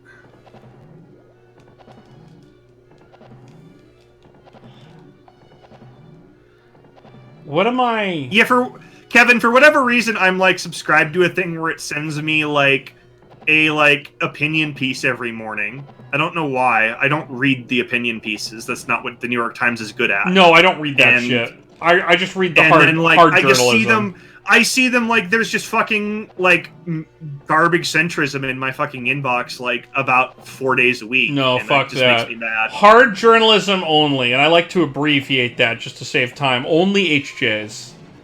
Hard journalisms. You only like the HJs. Yeah, that makes HJs sense. only. Is that not? Yeah. Is that not right? No, you're right. Okay. Wait, is seltzer finite? Oh no! I'm so sorry, everybody. Everything is finite. Oh no! I'm so sorry, everybody. Oh, my anxiety is through the roof. Everything is finite. No. Yeah, that's very bad. You can't just say stuff like everything's a finite. That's not okay. I mean, the infinite void of space isn't. Okay, that's worse, but also better. Did I make it worse? I'm sorry. No, I absolutely did mean to make it worse. Yeah, I absolutely did. It's okay. That's usually my Okay, I'm not here to drink fucking blood seltzer. If LaCroix is blood seltzer, we're done with that shit. Yeah, the thing about that is that, the French Canadians are, mining LaCroix out of the, I don't know, rocks of Canada. Is LaCroix Canadian? I just assumed it was because of the French name. See, I just assumed it was like just a fancy hipster name for an average seltzer water, yeah. Yeah. What did I activate with this? It didn't shout platform at me, so I don't know. You've probably been on it before. It's from the Midwest? That sounds reasonable. Yeah. I think I might be done with my moral panic here, which means it might be time to move on to my main event beer. I'm trying to think of what I want. Hey, Emma, do we have anything to drink that's not more of this? I'll have more of this, but if we got anything harder, I want it. My next beer's only 6%, because I gotta keep platforming. Sure. So the thing is, by moving an hour back, instead of, having dinner after and nothing all day before it, really, except for, lunch at noon, where I'm gonna get drunk on, nothing, I'll have, a snack or something before I stream. Right. And what that means is that, I've been sober for the past few weeks of Pixel Crimes. Oh, dear. Which is... Yeah. Oh, dear God. I would love to split it with you if you're up for it. If you're not, we can wait. I don't want to make you open it at a time when you're not ready to. Let me tell you what I'm drinking, and you can see if you can match this energy. Okay. I bought, so there's a local brewery, Earthbound Beer. Okay. Yeah, it's a cool... From the game. Yeah, and their logo is like a meteorite, and they're good. I like their stuff. They have... Okay. Oh, have fun on a plane, Io. Bye, Io. We'll miss you. See you next time. Have fun in Vegas. No. I'm drinking the Thai Basil IPA. Ooh, okay. It sounds good, but also mysterious. Do you remember Intrepid Sojourner, the place I took you to? Yeah, that place was in Denver? Great. One of their flagship beers is a Thai Basil IPA. So it is a beer I am experienced with and enjoy. Nice. It is a good flavor for beer. It sounds good. I'm excited. Yeah. Brent, why am I not surprised that you know the Earthbound owner? Let's see how this Thai Basil is. Oh! Oh, that's good. I mean, okay. So you know how that Thai Basil tastes? I do. I mean, it's exactly that. It is exactly precisely that. Oh, we got the rocket. I don't know how that worked. I don't think it was supposed to be that way, but it do. Yeah. Hey, Emma. Hey, this is the cucumber. Oh, you're the best. Thank you. Cucumber hibiscus? Yeah. Cucumber hibiscus? All right, this is apparently a cucumber hibiscus sour. I'm smelling the nose is crumbery. It is super crumbery. Sorry? It's what? It's crumbery. It's very crumbery. But the taste is not very crumbery. The taste is very hibiscusy. So it smells one way, but tastes another. Crumber is cucumber. Yeah, it's crumbery. Brent, what do you think my answer is? Do I want to drink a 23% ABV beer with you? Yes, I do. Yes, I do. Now, this beer is better. The last beer was good. This beer is better. I also like this beer better than the last beer. Yeah. The last beer was good, but this Thai Basil beer... I think, like most moral panics, it feels good at the time, and then later you're like, what was I doing? Melissa, I think you have to come to St. Louis to drink this 23% beer. Yeah, I'm sure we can find a 23% here, but I don't know what the specific one is. I don't either, but Brent knows, and I trust him. He knows his shit. You land at 9 p.m.? Land where? Where are you going, Kevin? To St. Louis to drink 23% beer? Oh, I see. I get the joke. I missed the joke. It was a goof, and it just went right over my head. Yeah, I was just looking at it sailing. Just sailing by. Sailing. I'm turning the fan on because it's fucking hot in here. Oh, God. It's hot here, too. It's going to be hot when you get here, too. That's fine. Like, Denver's got air conditioning. It does. In fact, even our house. Did you see that study that recommends that we cool our houses to 78 degrees? You mean the, like, sun demon that's trying to infiltrate our social media? Yeah, what the fuck, though? Yeah, it's like... A recommended sleep temperature, 82. Oh. Recommended daytime temperature, 78. I'm like, this person doesn't sleep. This person does not fucking sleep. Some sort of vampire. Yeah, this is the vampire. Yeah. Anyone who can sleep at 82, you clearly don't have all of the, like, sleep anxieties of a normal person. Yeah, you're not... Bluewood Brewery. Hey, I'm gonna restart this level, because I'm pretty convinced I'm stuck. You soft-locked, yeah. No, that seems correct. Unless, Chaz. Go the other way. The real answer was... Go... No, the arrows are pointing this way. Oh, okay, well... Sure. Bluewood Brewery. Tell me about Bluewood Brewery. Can I blow up the wall? I blew up 2 walls. Let me search... Wait a minute. Oh, I blew up 2 walls, Chaz. Highest ABV beers in Denver. I still have 8 more bullets, maybe. Unless I lost them when I died. I did. Ugh, okay. Well, you may have to restart to get the bullets back? I don't know. Yeah.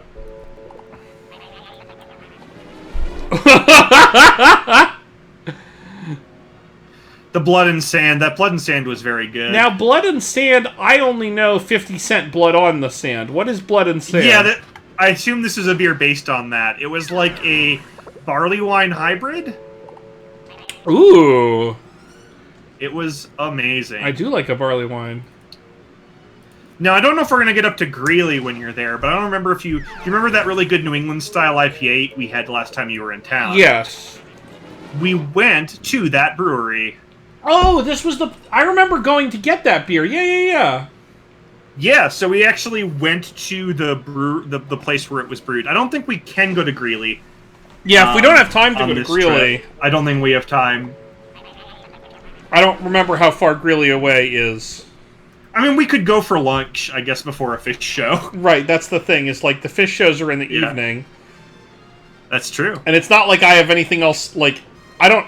It's not like I have work to do during the day, because I'll have all that done in advance. Okay. Kevin is correct. It was a beer called Blood and Beer that was modeled after a drink called a Blood and Sand. Oh. So the drink is the blood on the sand. Yep.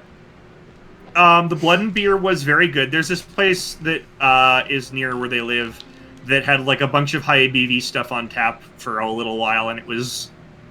I think we got like a very especially day drink. Oh, that's a couple of days. It was very good. Enjoy your food, Brent. You're gonna get from Fuzzies. That sounds like a Bubsy restaurant. Brent, will I see you on Sunday? Will you be at the VRD? Unless he already left. I guess we'll see. Who knows? We'll find out. So I have a thing I wanted to talk about on stream. Ooh, yes. Yeah.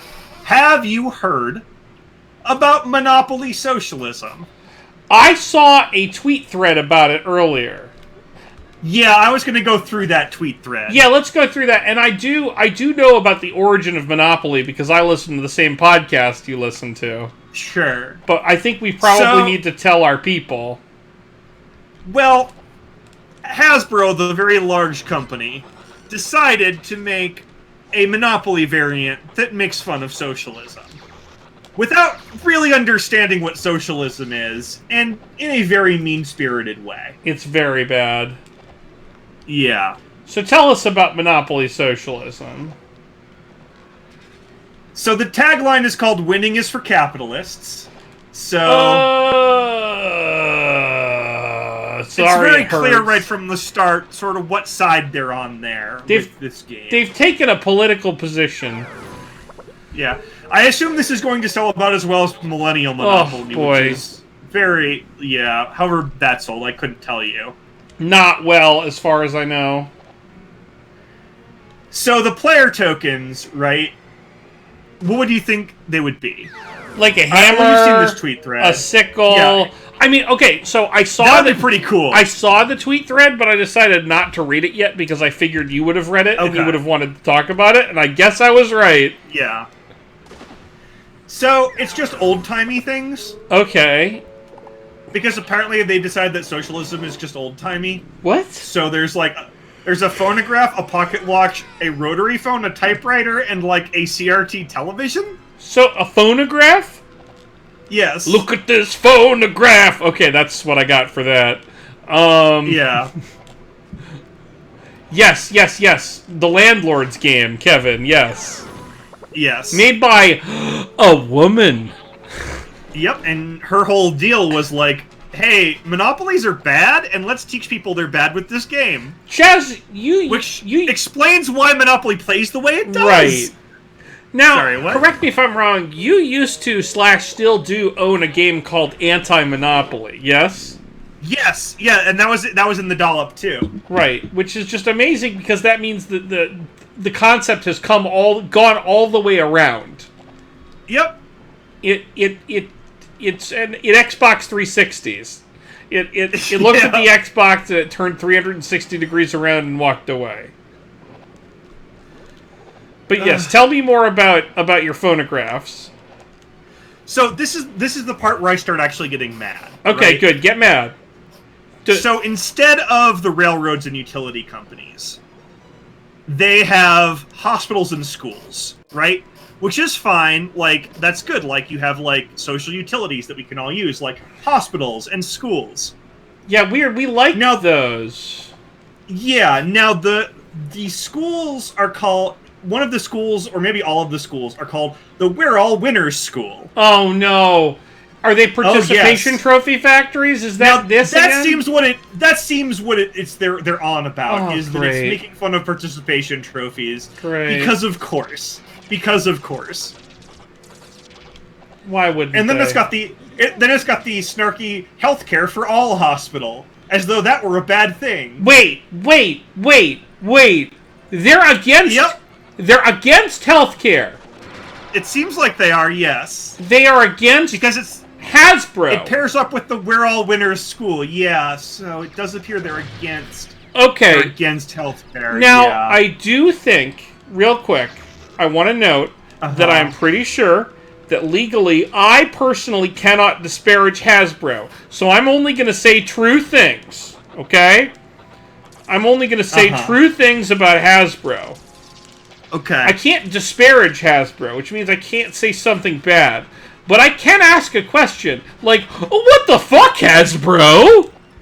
Yeah, Kevin, this game is out. Somebody bought this game, and this is the unboxing. Yeah, this is real. This exists. Yeah. So the rest of the things they seem to be mocking are, like, I guess, healthy people and vegans? Okay, but those are, like, okay, here's the thing, Chaz. If I had, like, the like, strength of will to be a vegan, I would probably do it. Yeah, no, it's ethically better. I just can't do. Yeah, I'm not a good enough person right now to do it. I look forward to one day... good. It's a... Yeah, but yeah. I look forward to one day having the, like, internal strength to become a vegan, but I don't have that on this day. Now, depending on... it's... Actually, wait. When was the last time I signed a contract that said I couldn't disparage Hasbro? No, I think I'm good. What the fuck, Hasbro? And then here's one, which is...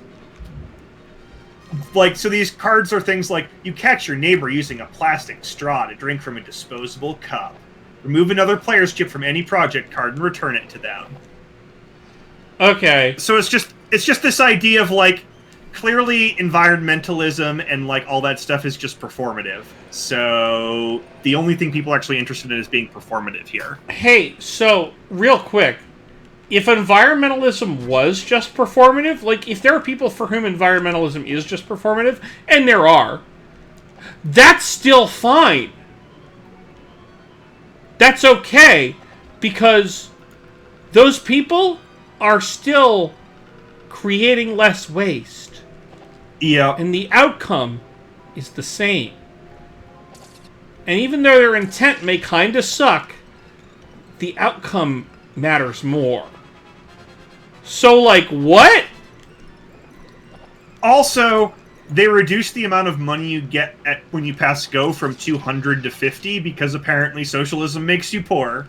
Well, yeah, obviously. Obviously, socialism makes you poor, Chaz. Yeah, if you want that good $200, then you have to be a capitalist. Now, what just happened? You wascally mutant, you? Huh? What? Is this the beginning of the level or the end of the level? I don't know.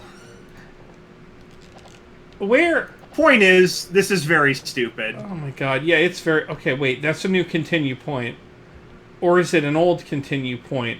God damn it, Bubsy! What's happening? We need to go to the continue point anyway, right? Like... Michael Bubsy? Michael Bubsy, where am I? Where am I? Just on the last point. Yes, yes. I feel like...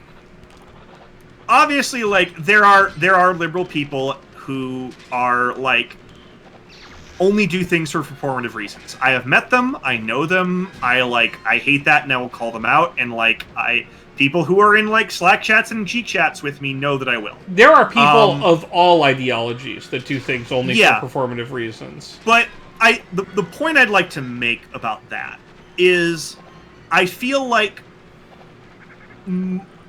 the conservative ideology is so much about that like when you get somebody with that ideology who is like trying to like do something like this game, they're going to like just assume, well, of course these people are doing it for performative reasons because that's why I do everything. Right. And like that's why you get that a lot from people who like don't really understand.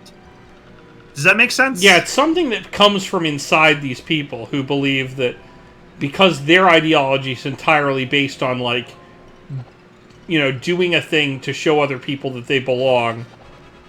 Yeah. Like, it's very telling that, like, right-wing people believe very strongly in virtue signaling, because that's explains a lot of their ideology. Of what they do. It's the doth protest too much thing, right? Yeah. The amount that they spent of time that they spend talking about virtue signaling, it's like, oh, well, this is clearly something that you internally struggle with all the time. Right. And I'm not saying it doesn't, like, things like that don't happen on the left. Oh, they happen, like, everywhere is the point. Yeah, like, living in LA, knowing a lot of rich people who wanted to signal that they were also good people because they felt guilty about being rich in LA, like, did some, like, kind of fucked up things just for show. But I think that is the minority. Right. But of course it's a thing, and of course we have to recognize that it is, in fact, a thing. Yeah. Again, people of all ideologies are doing these performative things. Okay. Is this a boss? Is that a boss? It's what is Simon. This? I'm playing Simon, okay. Chaz. So it is a boss. This is very stupid. But at least it's something new. Green. Yellow. Yellow. Blue. This is a Kingdom Hearts puzzle, and it controls way better. And it only happens in an optional area. This is a reasonable puzzle with decent controls. It's just not here. Green. Yellow. Green. Blue. Blue. Green. Green. Yellow. Yellow. Grin. Yep. We're done, right? We beat him? Blue. No. Green. Green. Yellow. Yellow. Green. Green. Yellow. Yellow. This is also commentary poison, because I can't really say anything while this is happening, or I'll lose my... Rocket! Yep. Rocket! I did this for a rocket. I mean... I wish we'd done it for the end of the level instead. I also thought we were doing it for the end of the level. I was much more excited when I thought that. Be careful, we're sneaking. Right, but we're not sneaking. Invisible. We're not invisible. We're solid sneaking. I'm glad they brought back the worst song in the game, aka the only song in the game. Sorry, I'm invisible, but also I got shot by a bullet, which I think was also invisible. Your invisibility ran out. Well, no, it ended when I got shot. Okay, fair. By the invisible bullet, with 2 seconds left on my invisibility. So, you... And a poop. I hope we don't have to beat that puzzle with the blomp again.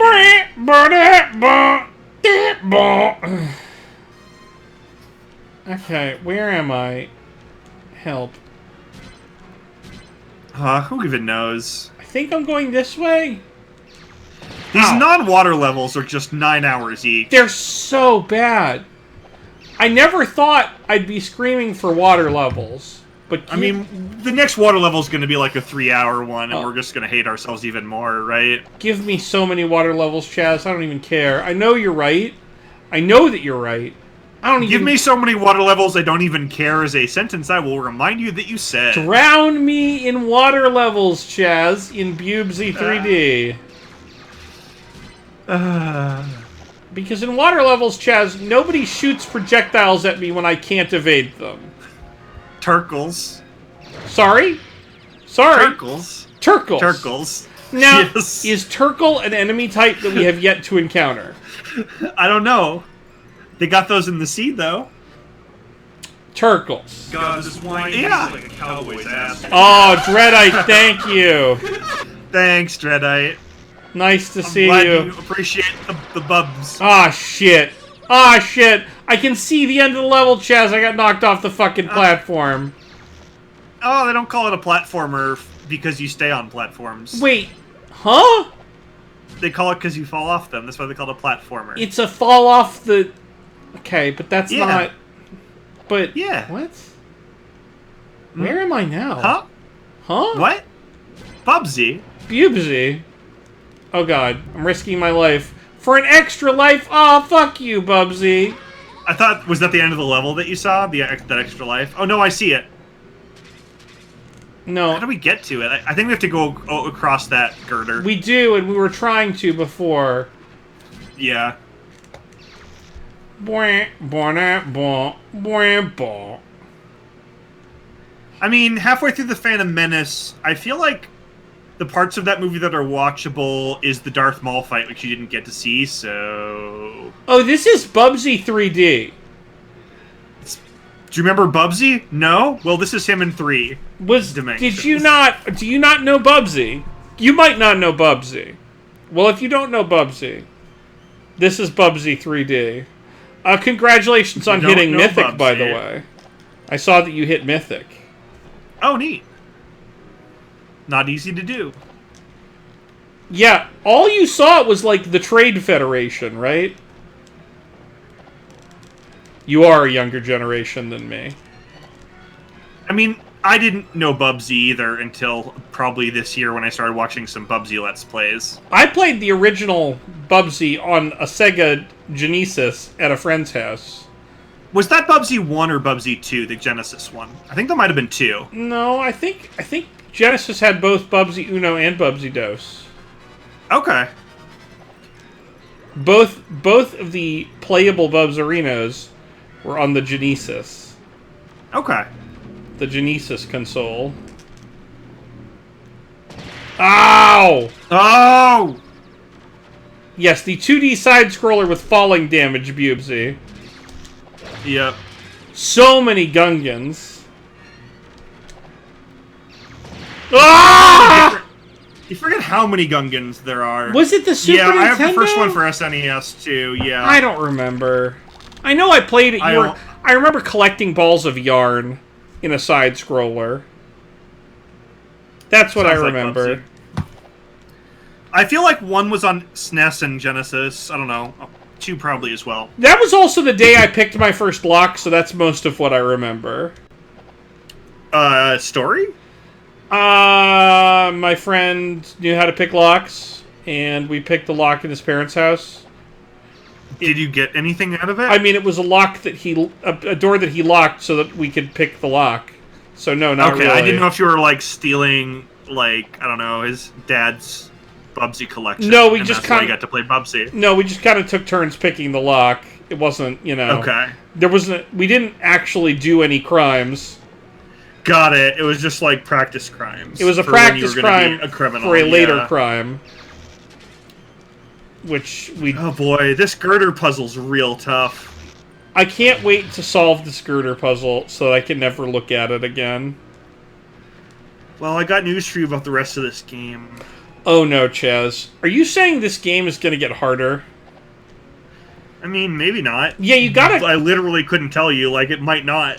I'm pretty sure that lockpick, like, learning to pick locks was like an RPG, like, flashback. Like, it was a flashback where my character learned to pick locks so that I could pick a lock in middle school. And then also... That makes sense. And then also pick a lock when I was 20... How old was I? 23? Have you ever picked a lock and then something interesting happened? Okay, so... Well, here's the good story. Right, yeah, no, I haven't told the actual useful story of knowing how to pick locks, which I have not done in many years, because of the length of the statute of limitations on crimes. But no, that's not true. I just haven't picked a lock in a long time because I haven't needed to. But in middle school, I had a friend. I went to a middle school that was partially a boarding school. I was not a boarding student, but I had friends who were boarding students. And a friend of mine was a boarding student, and he had not submitted his science project. But it was a thing where they were like posters, and they were just in a pile in the classroom in the science building. Yep. So did you have to sneak his paper, his like poster into the pile? That is exactly what we did. Ooh, okay, cool. And here's the thing. It's one of those things where you're like, oh, you probably had to, like, avoid the janitor, and, like, probably the teacher came in partway through and you had to hide in, like, the Bunsen burner closet, right? You'd expect all that. And then the teacher, like, has a phone conversation where you learn something about their personal life that's going to come into play later. Right, yeah. You learn that they're actually a sympathetic character instead of just the horrible... The bad teacher. Teacher that you always thought they were. So and then you feel bad and you tell them, and then they're like... Oh, like, it's okay. You didn't have to lie to me. I'm mad at you for that, but, like, you did good on the presentation. Right. You get, like, an A-. Yeah, and then you become, like, the hero of the school and everybody claps. None of that happened.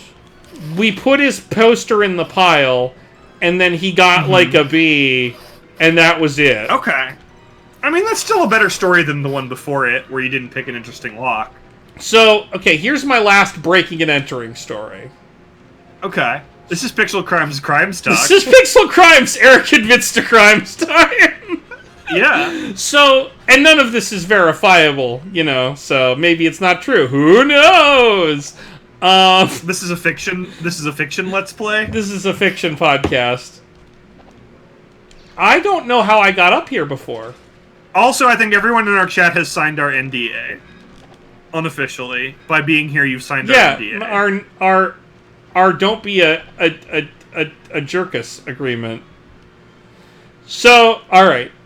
This is the second to last time I did a break and enter. The last time I had to break and enter into my own room in a house, so it's not very interesting. Ooh, that's very illegal. I locked myself out of my room in a house, in a bad house. That's a crime. You can't do that. Well, I broke in. That's a crime. Eric, that's a crime. Well, I committed 2 crimes. I locked myself out and I broke myself in.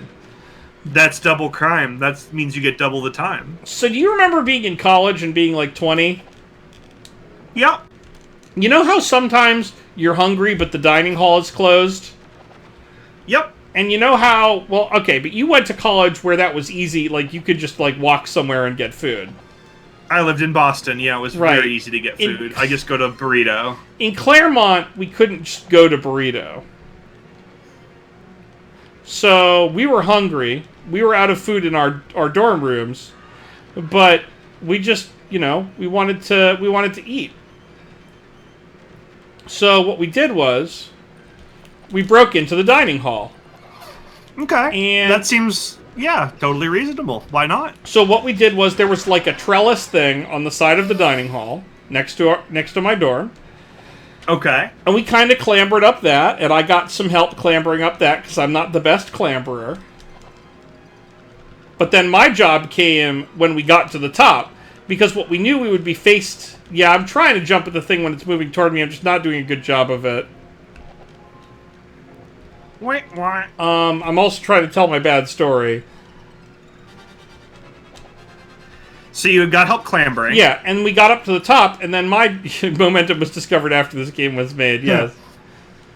Yeah, this game doesn't use momentum at all. Yeah, we got atop the dining hall, which was not very high, because this is a building in California, and it's not therefore not very tall. So, and then there was like a, not a skylight, there was like a trap door in the roof that you could open. It's just like real Mission Impossible shit. Did you like rappel down? And I mean, I'm picturing you like rappelling down like Tom Cruise in Mission Impossible, grabbing like a burrito off of the counter and then like being hoisted back up. It definitely was like that, except that it wasn't, and all I had to do was pick a shitty padlock, and then, you know, we kind of clambered, we climbed a shelf down. Uh-huh. And what did you get? What was your haul? So much Cinnamon Toast Crunch, dude. So much Cinnamon Toast Crunch. Did you get like one of those big industrial bags of it? Yes. That is... Okay. That is basically what we got. We filled... And how long did that last? I mean, a couple of days, man. Okay. We stole a couple of days of Cinnamon Toast Crunch, which we definitely could have gotten, like, the next morning without doing nefarious shit. So you were hungry then. Mostly we wanted to break into the dining hall. That was the I think we were hungry because we wanted to break into the dining hall. Look, when you're a 20-year-old white guy, you know it's not going to go that bad for you. Exactly. Right? So, like, just... Yeah. No, there was a little left the next day. Like, not much. I'm not saying there was a lot left because there wasn't. But there was a little. I think I haven't ever broken into a place like through the lock. I definitely was there when Mark stole the Snake Hill sign. Oh man, it's still in our living room. That Snake Hill sign is so good. But the town was decommissioning that road. So. Yes, it's not like they needed it. It's not like all the old town road signs that are being stolen in Massachusetts. Oh my God, so many, right? Like, you could probably get a lot for those on eBay if you're good being a criminal. Yeah, no, you could definitely sell, like, here's the thing, the towns are like, I don't know why people are stealing these, we sell these. You can buy an old town road sign, man. Just fucking buy one. And I feel like Mr. Town Road is also will sell them to you. Yeah, I bet Little Nas X will sell you one. Yeah. I am not encouraging you to break into the CFB events truck and steal the 420 table number sign. That is absolutely not what I'm doing. I'm glad you still have that. In Denver, we had to get rid of our 420 mile marker. Of course you in did. Colorado. It's not even in Denver. It's like an hour and a half out of town, and it got stolen too much. And then they replaced it with a 419.99 mile sign. And that got stolen because that one it's even more. Better. That one's even better. So yeah. now there's just nothing, right? Now there's nothing. Goes from 419 to 421. Yeah. And when I was moving to Colorado, like, that was the big thing I was looking for, like, driving across the boring part of the state. I'm like, we're almost at 420, and it wasn't there. Right, you were like, give me that 420. Yeah. Yes. Our exit 420 to Route 69 sign. Now, I haven't... I was not aware of this, but I firmly believe that it is missing, because of course it is. Yay, we did it! Oh my god.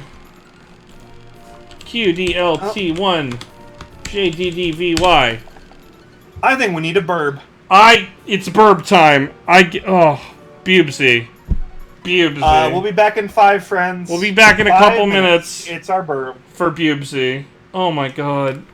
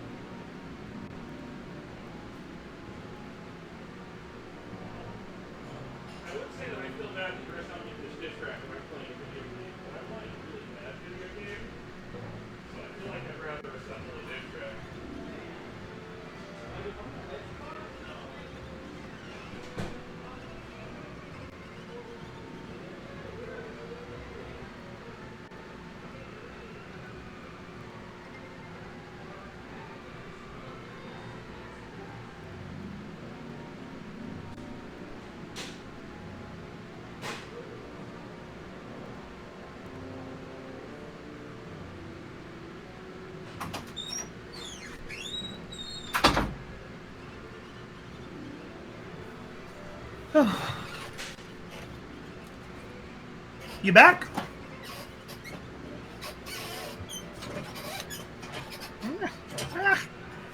Okay. Bubsy.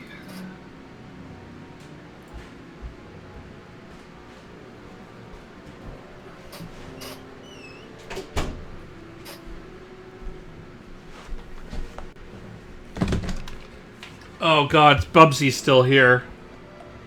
Yep. He still is. I didn't really account for the fact that when I returned, Bubsy would still be here. Now, Well, what did... Yeah. we got both rockets in that level. Or a level. Yeah, no, we did. We nailed that level. I think that was our best level yet. That level was really good. What? I mean, we did good at it. we did good. The level was bad. A water level's here. You said you really wanted that. I remember saying that, and I have regrets now because I think I'm going to be chased by a chomping fish. Yeah, that chomper looks real bad. Chaz, do you think we're Yeah. going to run into a lot of chompers next weekend? Oh, so many chompers. So many chompers. Because this is like this show that they do in the outskirts of of Denver is like a thing, right? They do this every year. Every year So for Labor Day weekend. So there's going to be chomp. It's a Labor Day weekend. I forgot. Yeah, there's totally going to be chompers. I mean, you can pretty much like block off any Labor Day you want from here until forever to come to fish in Denver because they'll be here. That sounds great. Yeah. I definitely want to do that for basically all Labor Day weekends, but I also kind of want to go to Dragon Con at least once because Dragon Con. Yeah, Dragon Con sounds fun. It's in Atlanta though. Yeah, but Atlanta's at least easy to. Oh, geez, Atlanta's easy to get to. Is the nice thing about Atlanta. Like, I guess. Well, Atlanta's like it's cheap to travel to. Because it's Atlanta. That's because you're a Delta boy. Well, but it's a hub for like Delta. Southwest too. Okay. It's not cheap for you, Emma. It's not easy for you to get to.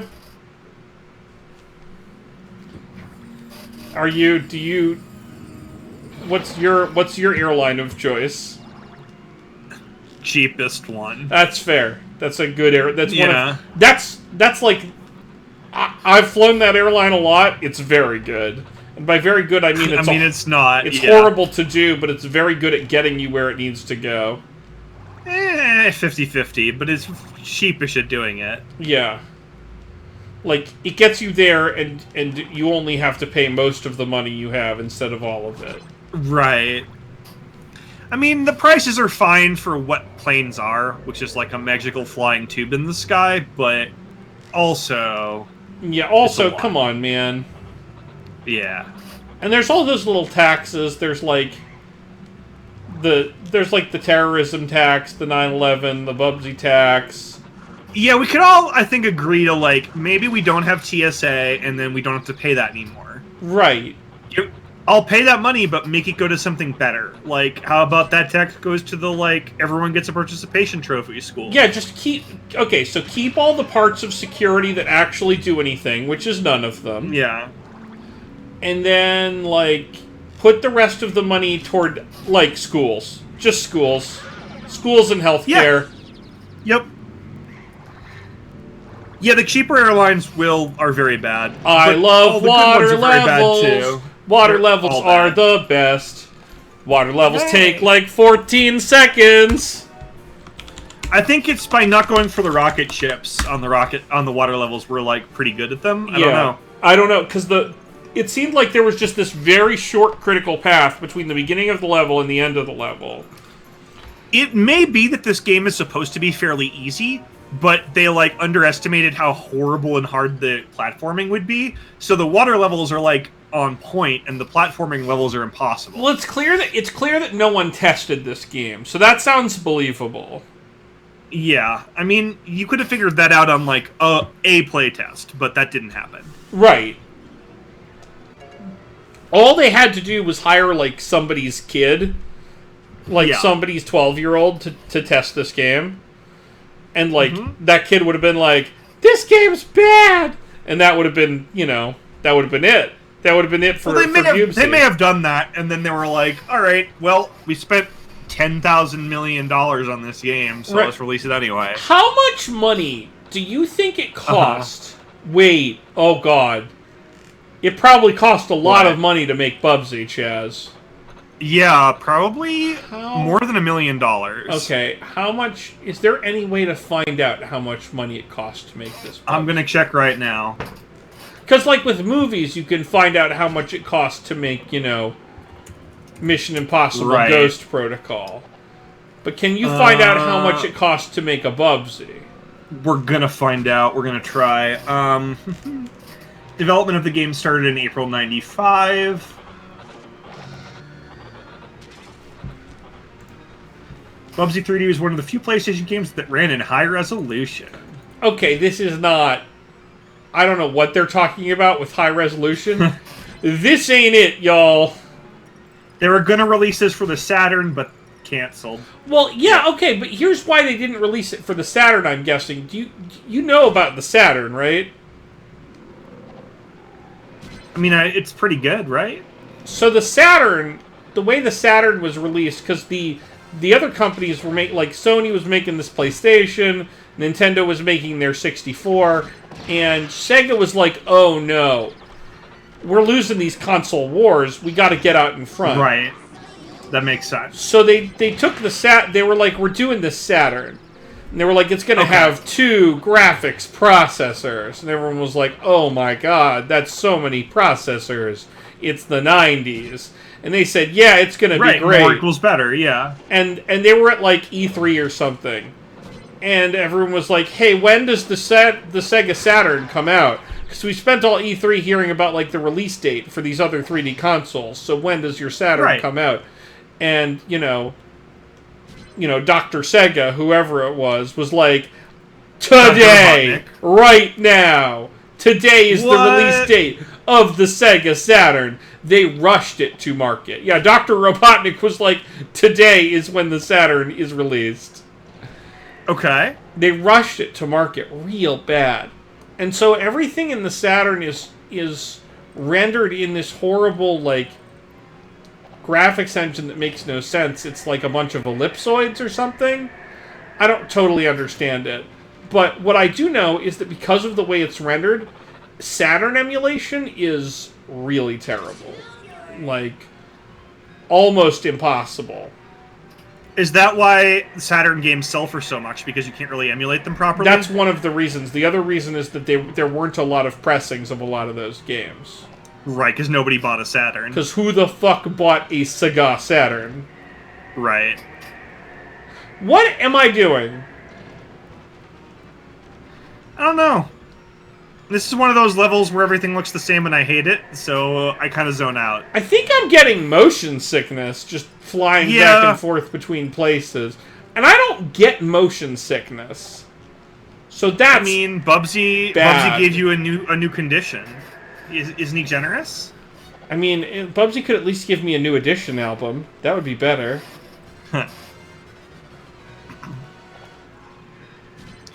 You know what I got? What console I got last weekend that I've never seen before in the wild? A 3DO? No, a TurboGrafx 16. I was close. Yeah, you were very close. I've never seen a 3DO either. So, you got a TurboGrafx? I got a TurboGrafx. Does it start? No idea. I don't have any games. Oh. I mean, I have it. I literally couldn't tell you if it starts. What's on the TurboGraphics? What can you put? I don't know. I'm going to find out. Okay, what does Because, like, I plugged it in, but there's no, like, on light. So it's like, there's not even a light, so I don't even know if it powers up or not. So until you have a game, you have no way to know whether or not the TurboGrafx is turbo or graphical.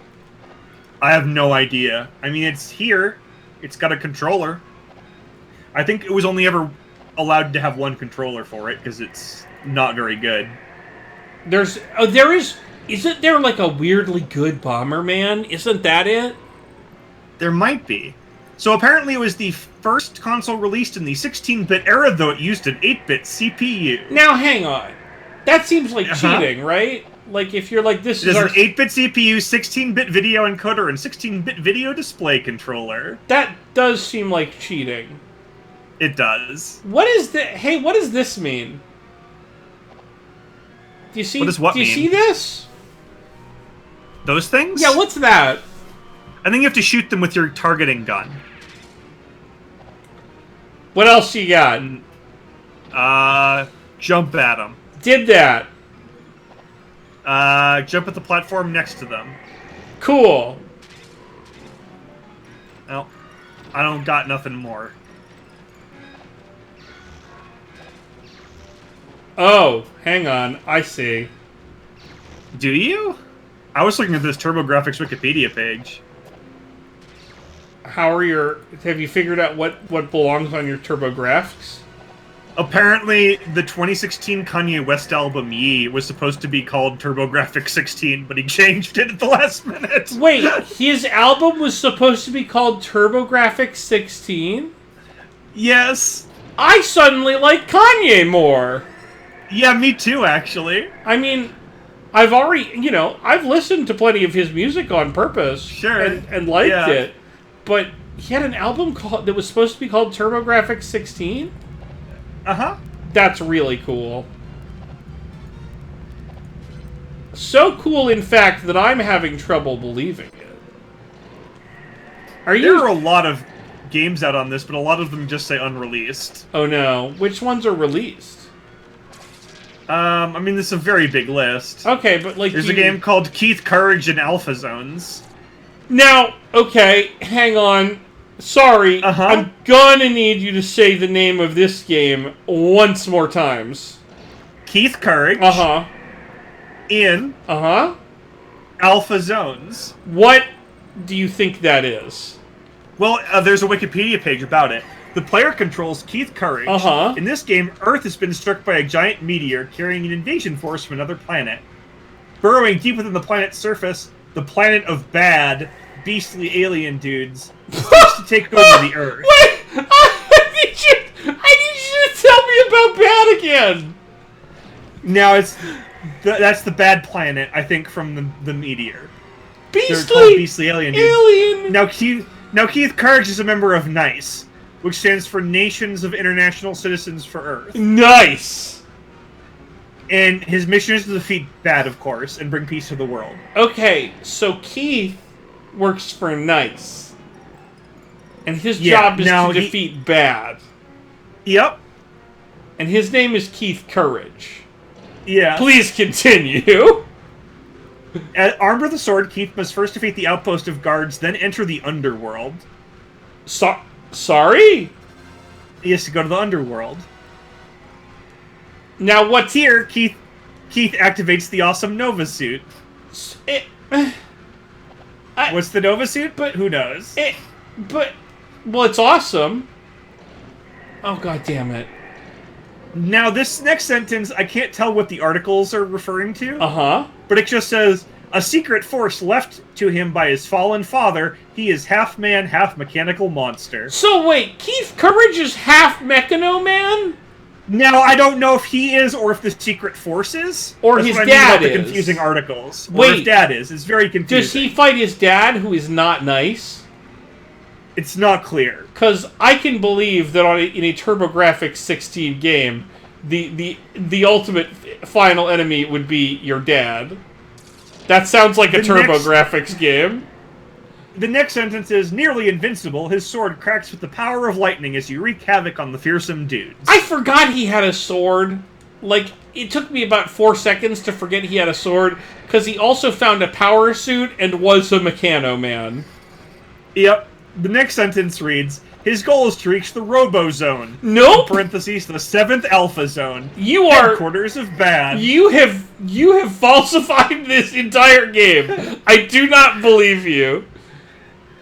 Your dad was a good enough boss for Final Fantasy. That's true. Four friends offer Keith advice, swords, bombs, and an extra life. So, and those are their specific functions, I assume. Like, one friend is the bomb friend, one friend is the sword friend, one friend is the extra four genders. Life a friend. Sword, bombs, extra lives, and advice. Yes, the 4 genders. Now, I need to read the last sentence of this plot description, because it's a very good sentence. Lay it on me, Chaz. Now, so far, you've thought that, like, through this game, right, like, the goal's been to, like, save the Earth, right?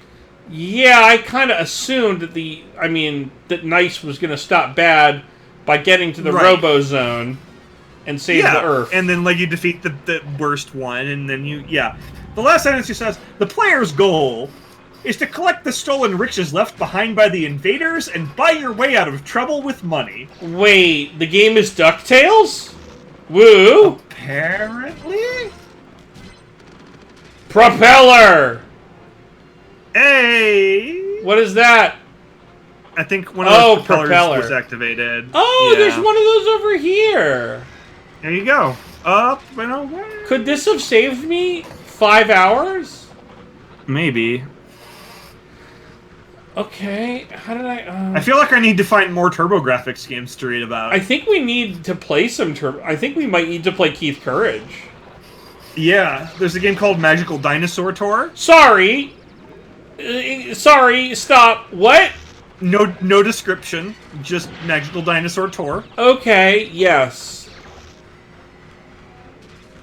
Now, I'm not going to, like, I mean, I don't own a TurboGrafx, however many. I can lend you mine. But the games, I think, are very expensive, though. Games are probably expensive. We might just have to emulate those. What's Keith Courage?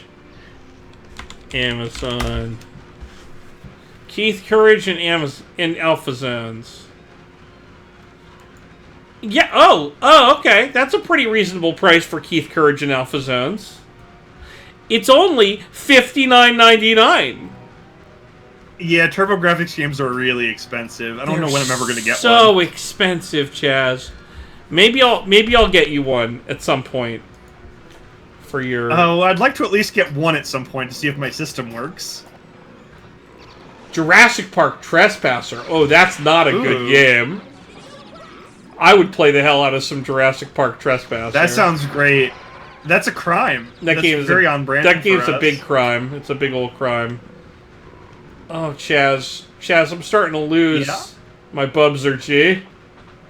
Yeah, me too. I'm not even watching you play anymore. I'm just like looking over at the games for TurboGrafx 16. That's not a great sign for Bubsy. Did you know that the first Splatterhouse was on this system? Really? It was. Yeah. I did not know that. I'm learning about and video TV game sports history. football. Sorry, what? Huh? TV sports football. Ah, TV sports. Not like those boring radio sports or newspaper sports. I only now watch in 1996. TV sports. In 1996, Computer Gaming World magazine declared TV Sports: Football to be the 112th best computer game ever released. Now, okay. I know that we like to rank things as humans. Yes. And I know that you, Chaz, in particular, like to rank things. Love to rank because things, it creates interesting conversations about why. It does. And I think that's fun, too. But, like, how far down do you usually go when you're ranking stuff? I think with video games you can do 200. Like, it's video games. There's a lot. I just think this was probably a bad choice. But you think that you really think that you can adopt the level of granularity required to call TV sports football 112th? That's a level of granularity you're comfortable with. No, Eric, I feel like the problem here is entirely with the game. Okay. Because I feel like if I tell you TV Sports: Football is the 112th best computer game, you're going to be like, well, clearly it isn't. This is stupid. Let's just rank to 50 or whatever, right? Yes, correct. That's about where I'm at. Okay. If I told you Star Fox 64 was the 112th best game ever, I feel like your reaction would be something like, yeah, that's about right. Okay. No, I feel... Okay, so first of all, here's the thing. Couple things about that particular choice. First off, Star Fox 64... I don't know if you've played Star Fox 64 recently. Yeah. It has not aged super great. Okay.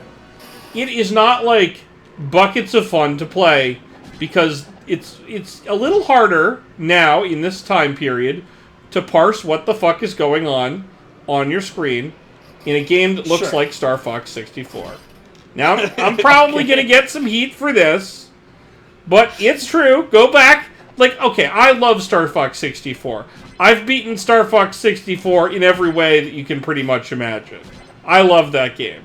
But it doesn't, like, when a game is predicated on look at shooting in 3D, and it is on the Nintendo 64, it's not going to age great. That's just how it is. But... So what would you say is the 112th best game? See, I wouldn't dare to go... You would. No. No, that's the thing. I really wouldn't dare to go down as far as 112th.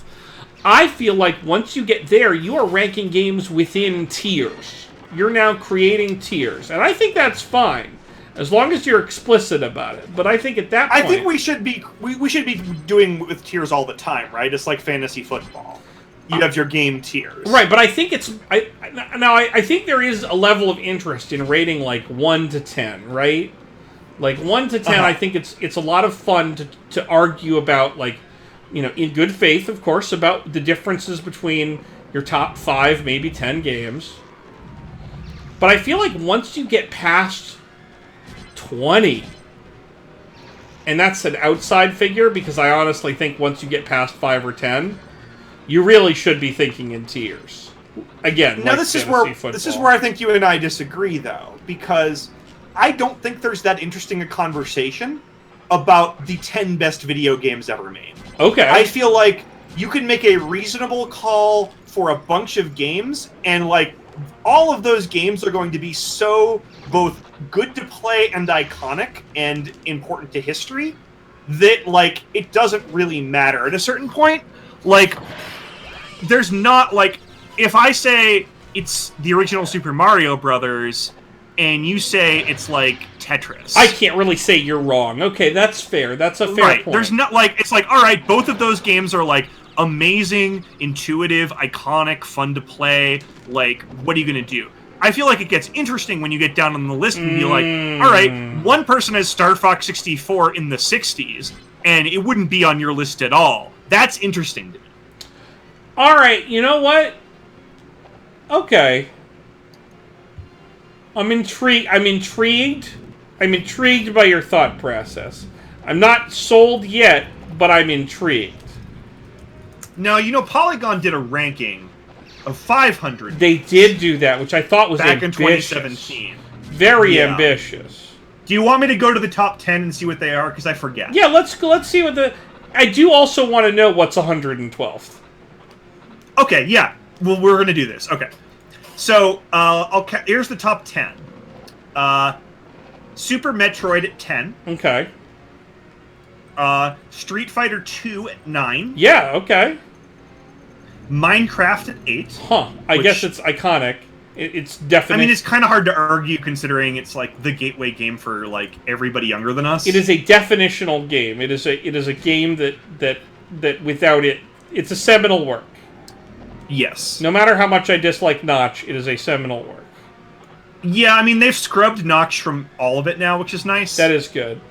Now, like, he is no longer even mentioned. Unfortunately, Microsoft does work with ICE, so that's, a different problem. That's not great, yeah. At 7, we have the World of Warcraft. The World of Warcraft, again, another, definitional title. Yep. At 6, we have Ms. Pac-Man. Ms. Pac-Man? Yeah.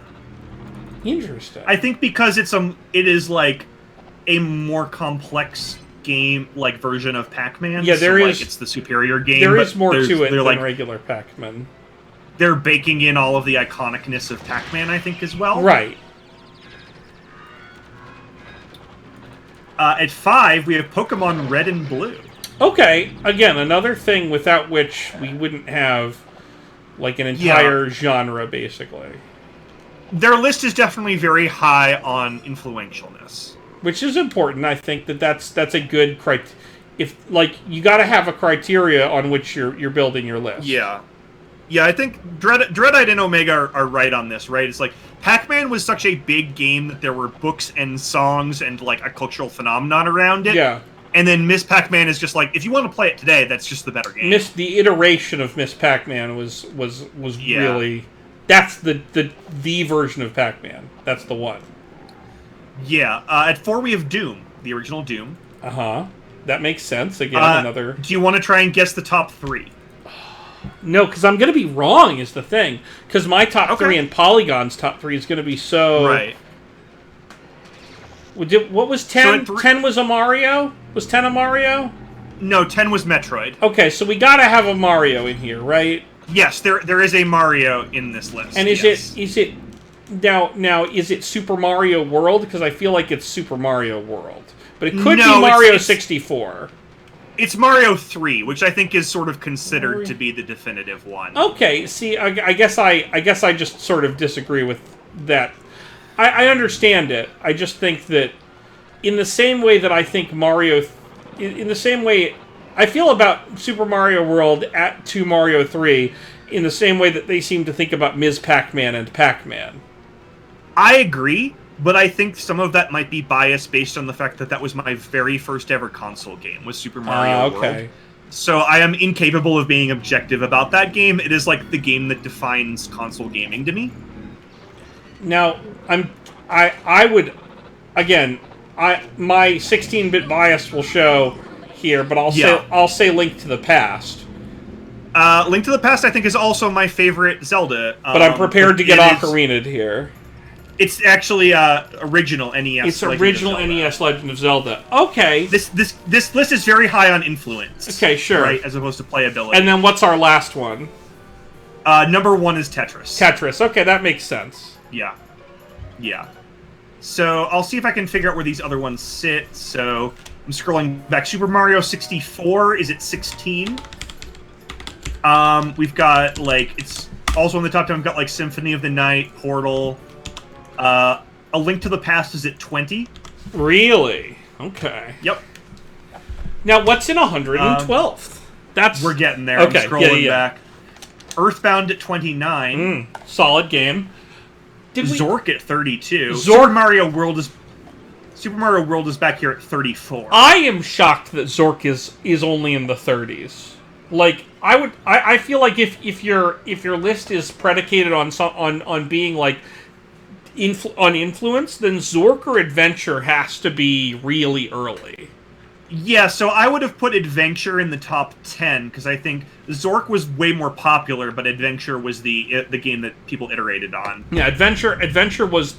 Oh, I got Thunder here too. Yeah.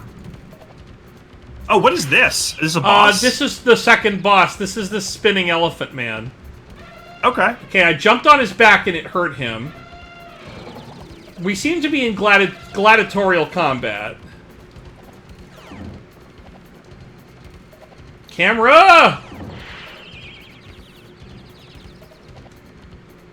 Myst is at 189, which is a criminal. Okay, I agree that that's a crime because again, that's a confusing titles on the line. Jump from the turnbuckle. I'm trying to give this guy the 619 or the Destino or one of the other wrestle moves I know. Maybe the End of Days, because I think Bubsy might be a heel. All right, we're gonna go find what 112 is. Yeah, what's 112? Oh, there's a banana peel for it to slip on. Okay, that didn't seem to help me. I really hope it's just football, television football, or whatever. I do hope it's TV sports football. Okay. It is Sid Meier's Railroad Tycoon. Now, hang on. That's a game I actually played a lot of as a kid. I've also played a decent amount of Railroad Tycoon, but I think if you gave me, like, a couple hours, I could name 112 games better than Railroad Tycoon. So it finished earlier than Prince of Persia: Sands of Time. That was game 113.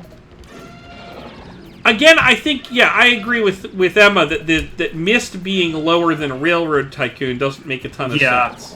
Also, here's a crime. Wind Waker is lower. That's at 119. Wind Waker is a much better game. Yeah, like Railroad Tycoon is fine. Yeah. But I would argue, here's another hot take, doesn't belong on the list.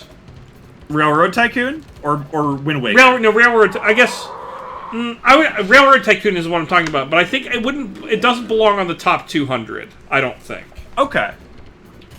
Top 500, I can see an argument for.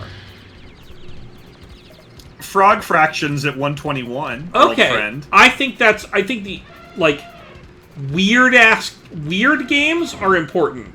Games like that are just like are boundary breaking, fourth wall breaking nonsense. Frog Fractions is like the epitome of those games. I think Frog Fractions belongs on the list. Its placement, I'm not sure. Being 60 slots better than Myst, also not super convinced on that one. Is Bubsy on the list is a great question. I'm going to find that out. Oregon Trail is 139. Okay. Which I think is fair. Oregon Trail is a very important game. Yeah. So, let's see. Is Bubsy on the list? Any of them? Bubsy is not anywhere on any of the lists. I keep jumping into these electrified ropes. Do we know how to do this? Well, I keep scoring points by jumping on him, so yes. Okay, alright. Because of the way the game is structured, if I could, like, see what the fuck I was doing, it would be a lot easier, but, you know, Bubsy. I keep getting him to slip on the banana peel. We'll get there. Yeah, we will. We've got 99 lives. And a Bubs ain't one. I had a suggestion for a future game that we should play on this stream, Eric. I think we need to start playing The Sims. Ooh, okay. We could now when you say The Sims, there's obviously a current Sims where EA wants to eat all our money by making us pay for like add-on packs. No, I'm thinking an older Sims. You're thinking like because I think we're at The Sims 4 last I checked. Now, when you say The Sims, are you talking about like Sims 2 or like Sims? I don't know. Uno? Whatever we can get that's like reasonable. What's the one with the sexy stuff in it? We can get that one. I think that's The Sims. Okay. I think. I mean, we need a hornier game, right? I think The Sims is going to bring us up to 30%. Oh, The Sims will probably bring us up to 30%. I think The Sims has always been horny. Yes. So, sort of Sim City. See, when he rolls I don't think we want to do SimCity. No. Well, maybe we do want to do SimCity. Sims 3 is a mess. Ooh. I think Sims 2 might be good. Or Sims 3 as a mess might be what we want. I'll figure out what I'm going to I'll take a gander at reviews of the different simulations and see if I can't figure out which one is the best worst Sims. Yes, I just think that like there's no emergent narrative in Bubsy. No, there's not. And not. I think that we might need to find a game with some emergent narrative. We should return to our search for emergent narrative. Oh, is that the one with the vampires? I remember the vampires. That's one of the more recent ones, I think. I think that might be... I know that's in Sims 4, but it might have started in 3. Trying not to whiz on the electric fence, and the game is not helping me. Oh, God. Oh, non-performant and crashes a lot? That's not what we want. We don't want that. Oh, yeah, we don't want that. I want a Sims that I can rely on to run and be terrible. Mm-hmm. Not be broken in a way where we can't play it. Because that's bad. I mean, I think that, like, the newer ones are probably going to be pretty decent for us because they're so customizable. I just don't want to spend a lot of money on it. Right, yeah, I'm not trying to spend $60 on The Sims. I'm trying to spend $10. Yeah. Sims 1 had vampires. It's a series staple. Okay, good. Like, I mean, we can play PlayStation 1 and 2, right? Yeah, we can play basically anything. So point. I do come across Sims discs a lot at garage sales, and I don't pick them up for the PS2 because they're not worth anything. Sorry, Sims for the what? PlayStation 2. Sims for the why would you have the Sims on the PlayStation? They have that on that? Oh boy, but wouldn't like? Okay, maybe we do need Sims for the PlayStation because it's horrible. Am I wrong? I thought I could be wrong. Now, I know The Sims as a computer type. Your Sims 2 was on the James Cube? Yeah, they've got GameCube one. I've never even seen console Sims. I'll send you... I'm going to find some probably this weekend or next. And, well, not next weekend. You'll be here and I'm not going to garage sales. Right. But, yeah, let's get some console Sims. I'm ready for console Sims. Yes, let's play like PlayStation 1 or 2 Sims or James Cube Sims. I don't think it was out yet when the PlayStation 1 was here. I think PlayStation 2 and GameCube were the first era of Sims. Yeah, ideally PlayStation 2 Sims is the Sims we want. Right. Cuz I'm sure I can find some. Yeah, and if not, I mean there's used game stores in Missouri. I bet they have plenty of Sims 2. Yeah. I do really like the idea of finding one at a yard sale for like 50 cents and then mailing it to you, though. Like, I feel like that's very good. It's even better if you can put some skin in the game for me. Right? Yeah. It's you know what would make it even better, Chaz? Get their memory card. Oh my god! I'll try. That's really hard. If you get their memory card, that is a fucking god treasure. I mean, I do have 4 memory cards right now with things on them, but not Sims. Oh. If you want some, like, Final Fantasy VIII saves, I can send those to you. See, that's not useful because I can make a Final Fantasy VIII saves. Right. The herbs? Now, see, that sounds like it might be... Hang on. That sounds like it should not exist. Now, music group The Black Eyed Peas did provide music for this one. For the herbs? Which were then translated into the Sim language. And then you could also play The Black Eyed Peas would show up in your game. We're getting this one. We can be Fergie in The Sims? Yes, we're getting this Oh my god, Chaz, I need this. In the console version of the game, the protagonist of the story moves from his or her mother's house to Sim City, where he or she moves into an apartment in the city. In the intro, the protagonist decides to go clubbing. Once the protagonist gets to the club, he or she is rejected because they fail performing a dance move. However, will.i.am of the Black Eyed Peas, along with other members of the band, arrive at the club and help the protagonist enter. will.i.am shows up to save will.i.am us? is in this game. Hang on, I'm saying this game can't be expensive, right? Or maybe it's nobody bought it, so it is? Hold on. Could be anything. The Sims herbs.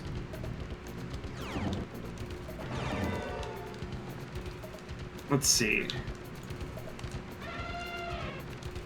Alright, it is about $18 game. Oh, so it's worth 1 Bubsy. Yeah. They released this on 3 consoles. It's on PlayStation 2, GameCube, and Nintendo DS.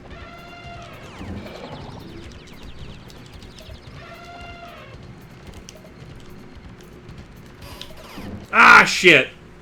It's impossible to fight this boss because you can't turn your camera. And the Game Boy Advance. 4 consoles. 1 Fergie.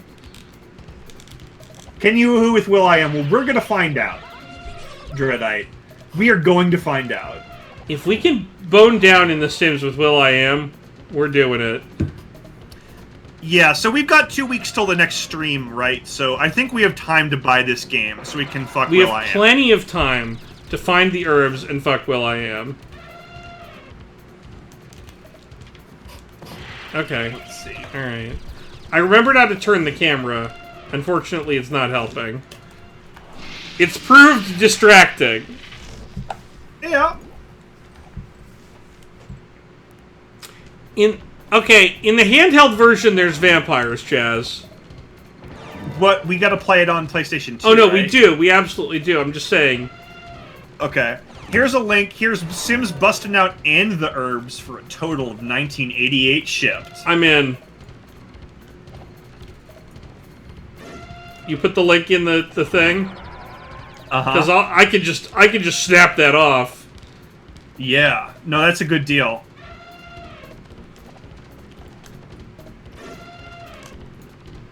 You didn't slip on the banana! You bad elephant! Okay, I got you. Wait, this one's less horny? Well, we can make it horny.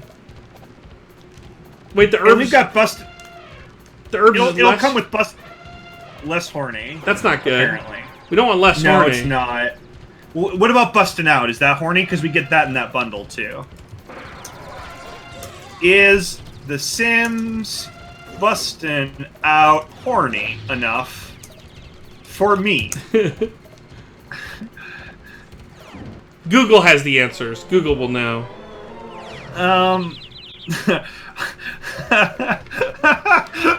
Google brought up an article called "Why is my girlfriend suddenly horny? All the potential reasons." It's a fucking brag article. Some, like, braggy-ass Yahoo Answers bullshit. Oh no, my girlfriend is too horny. Why could it be? Why are they? Why she be so horny? Oh, don't read this article. It's very bad. I bet it's terrible. Oh my god, it's real bad. Nope. Like, is it bad graphic or bad, like, problematic or both ways? It's bad problematic. I was hoping for graphic, but pretty sure it would be problematic. No, it's bad in the worst way.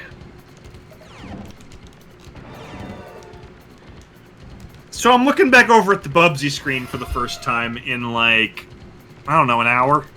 Yep. Hey, cat. Fight this elephant. Oh, God. Come on.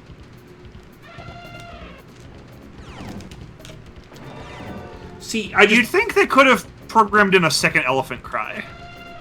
No, that would have cost a lot more money. Oh, God damn it!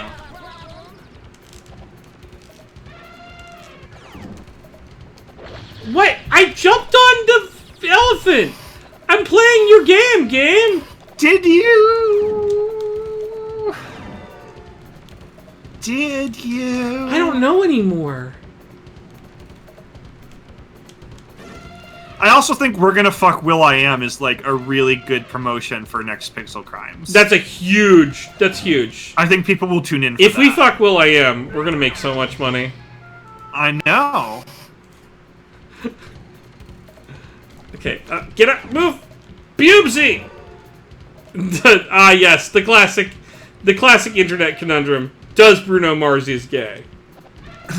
Unless everybody in our chat wants to see us beat Bubsy for another 4 weeks. I'm so done with Bubsy.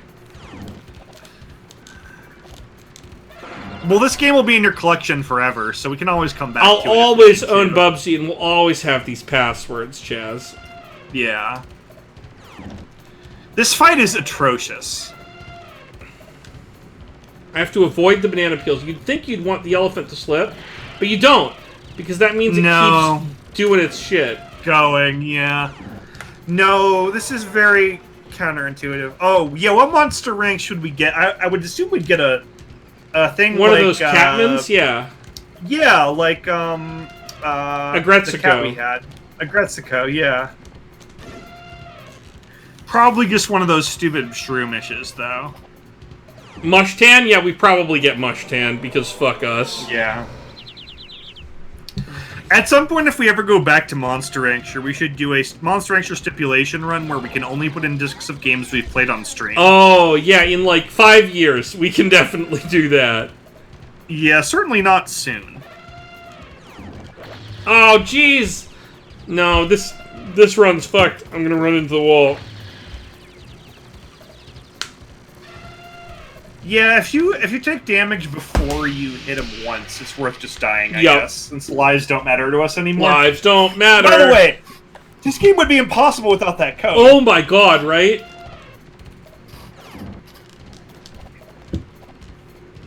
We never would have beat that one bad level. Nope.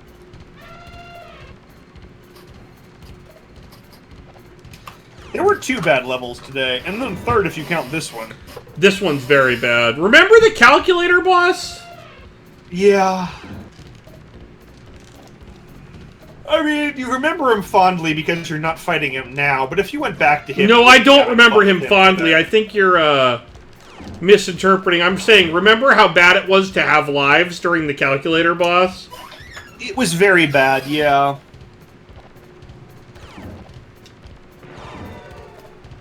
Okay, alright. Was that good? Is that good when you... All hail Shadow! Dreadite, thank you for the cheer. I really appreciate it. Hey, thanks! I need this. And I think you know that! This is, bits for Will.i.am. Pixels for our Will.i.am adventure. Oh shit! Fuck!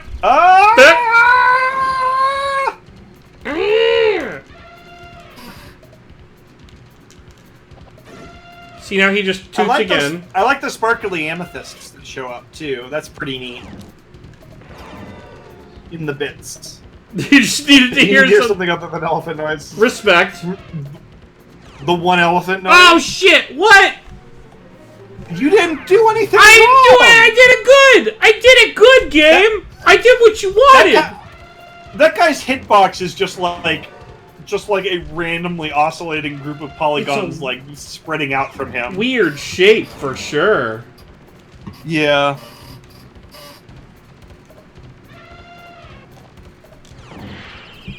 Oh, what? Okay, come at me. Come at me. Come at me! Also, I like elephants. Why are we fighting him? I don't understand. What did I do wrong? I don't think you can jump from the front. I think if you jump from the front, you just die. Okay, but that's not. Jump from the side. But that's sometimes not true. Yeah, I know. I mean, it's Bubsy, right? Right, but then sometimes I get kicked by its legs in the air. Yeah, I guess we gotta try going to the side. We can try. Yeah, the window you get to jump on him is, I think, later than you're trying. I think just, like, wait a little longer. It seems like you should be going earlier, but you shouldn't be. Wait, what? Huh? Also, is Sprite sometimes has 2 trunks, but sometimes 1? It's tough to understand. Okay, you know what? I like how at a certain point you're just like, I yearn for the sweet release of this electric fence. Show me death! I'm here to whiz on the Ren and Stimpy electric fence.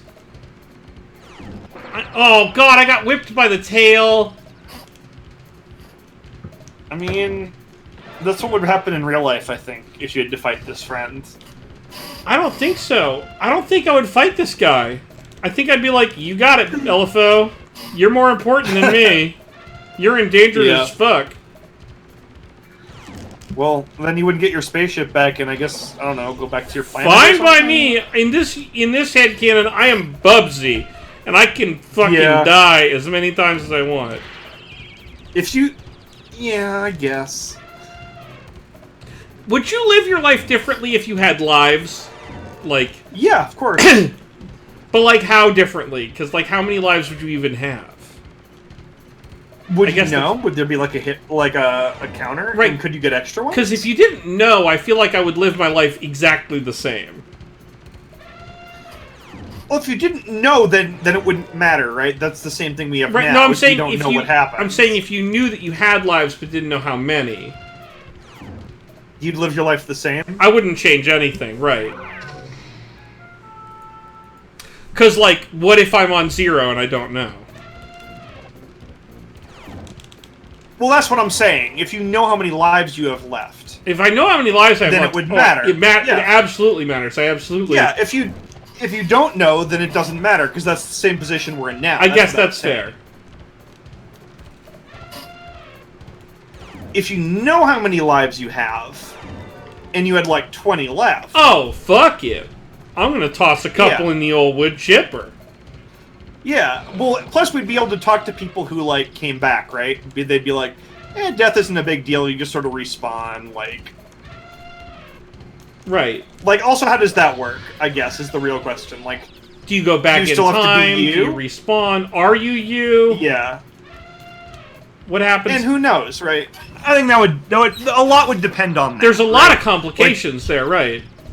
Do you get new body? Do you get, like, youth? Or do you just sort of respawn where you died and it only comes into play if you, like, fall off a cliff or something? Right. Do people just see you flash to where you were a minute ago and you're like, ah, fuck, shouldn't have done that? Because that's the thing, like, if when you get old, you die for good, but, like, if you died in the interim from, like, a dumb accident, you come back at the same age, but, like, better.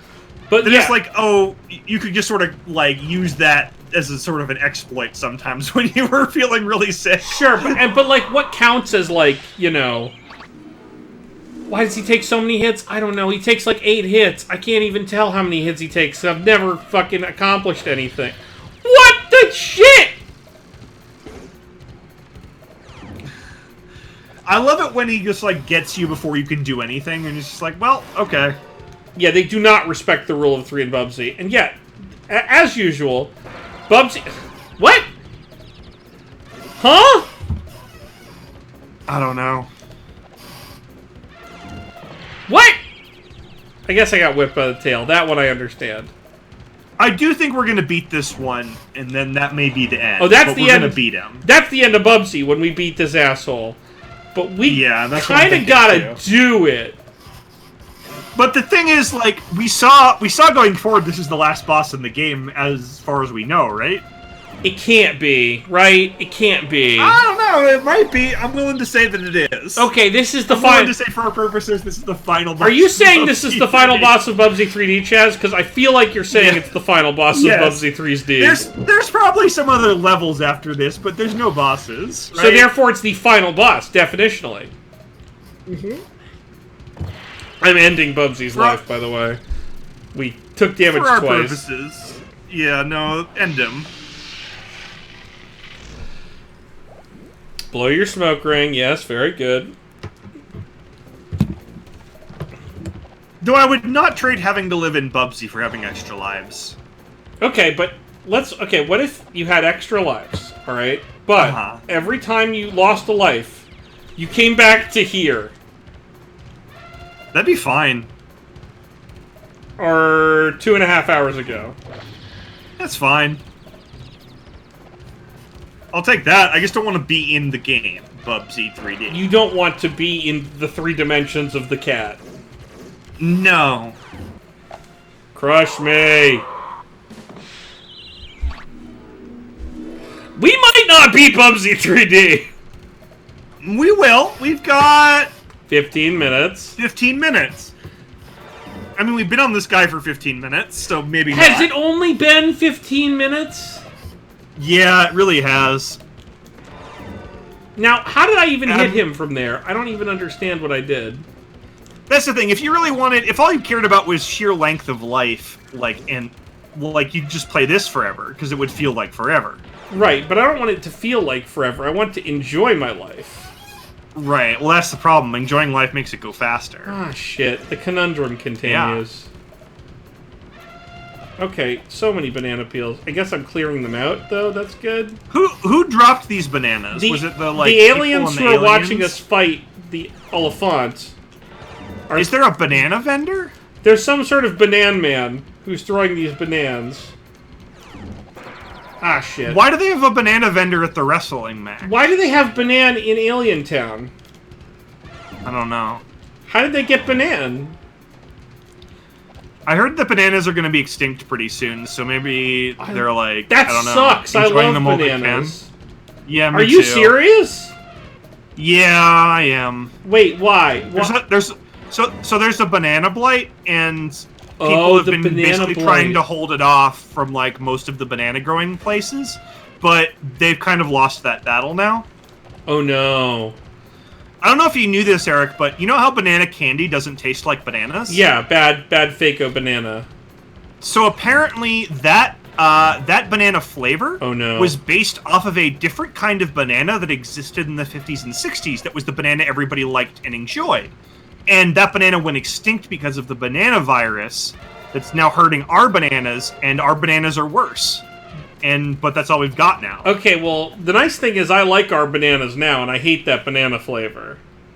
Sure. Also, we beat and the other nice boss. thing is we beat the elephant. I don't really understand how. I'll be perfectly honest. I don't get it. I jumped on him a lot. I mean, you just... Yep.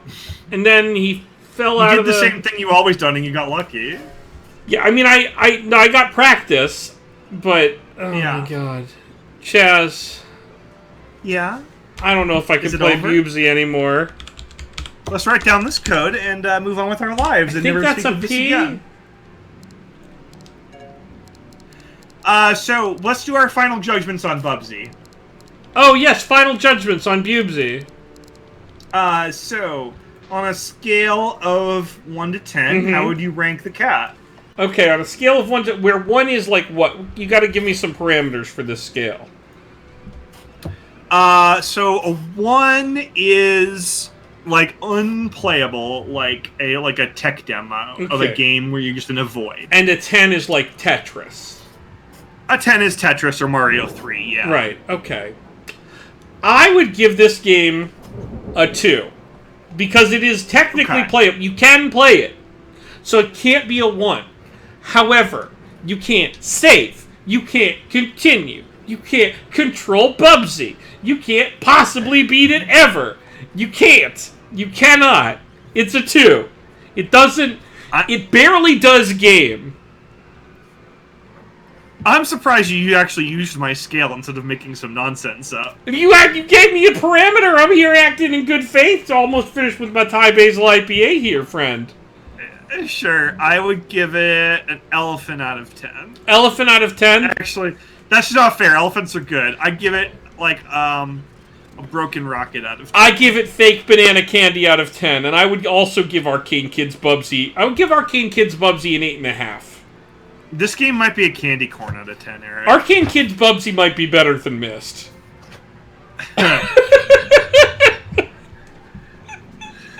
Now everything is on a scale of better than or worse than Myst for me, because Myst is so badly misplaced in that list. Yep, that's fair. Myst is very good. How long do you think it would take you to come up with your top 100 games?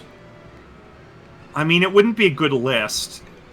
What do you mean? I think it would take a long time to come up with a good list. Okay, how long do you think it would take you to come up? Like, what's a realistic list for you to come armed with to the next Pixel Crimes in 2 weeks? Like 20. Like a top 20? 25? 25? 20, yeah, 25? like Top 25? Yeah. TV Yeah. Sports Whistle. Yeah. What about Kevin Costner in the Action Zone or whatever? What's that game? Now, is this...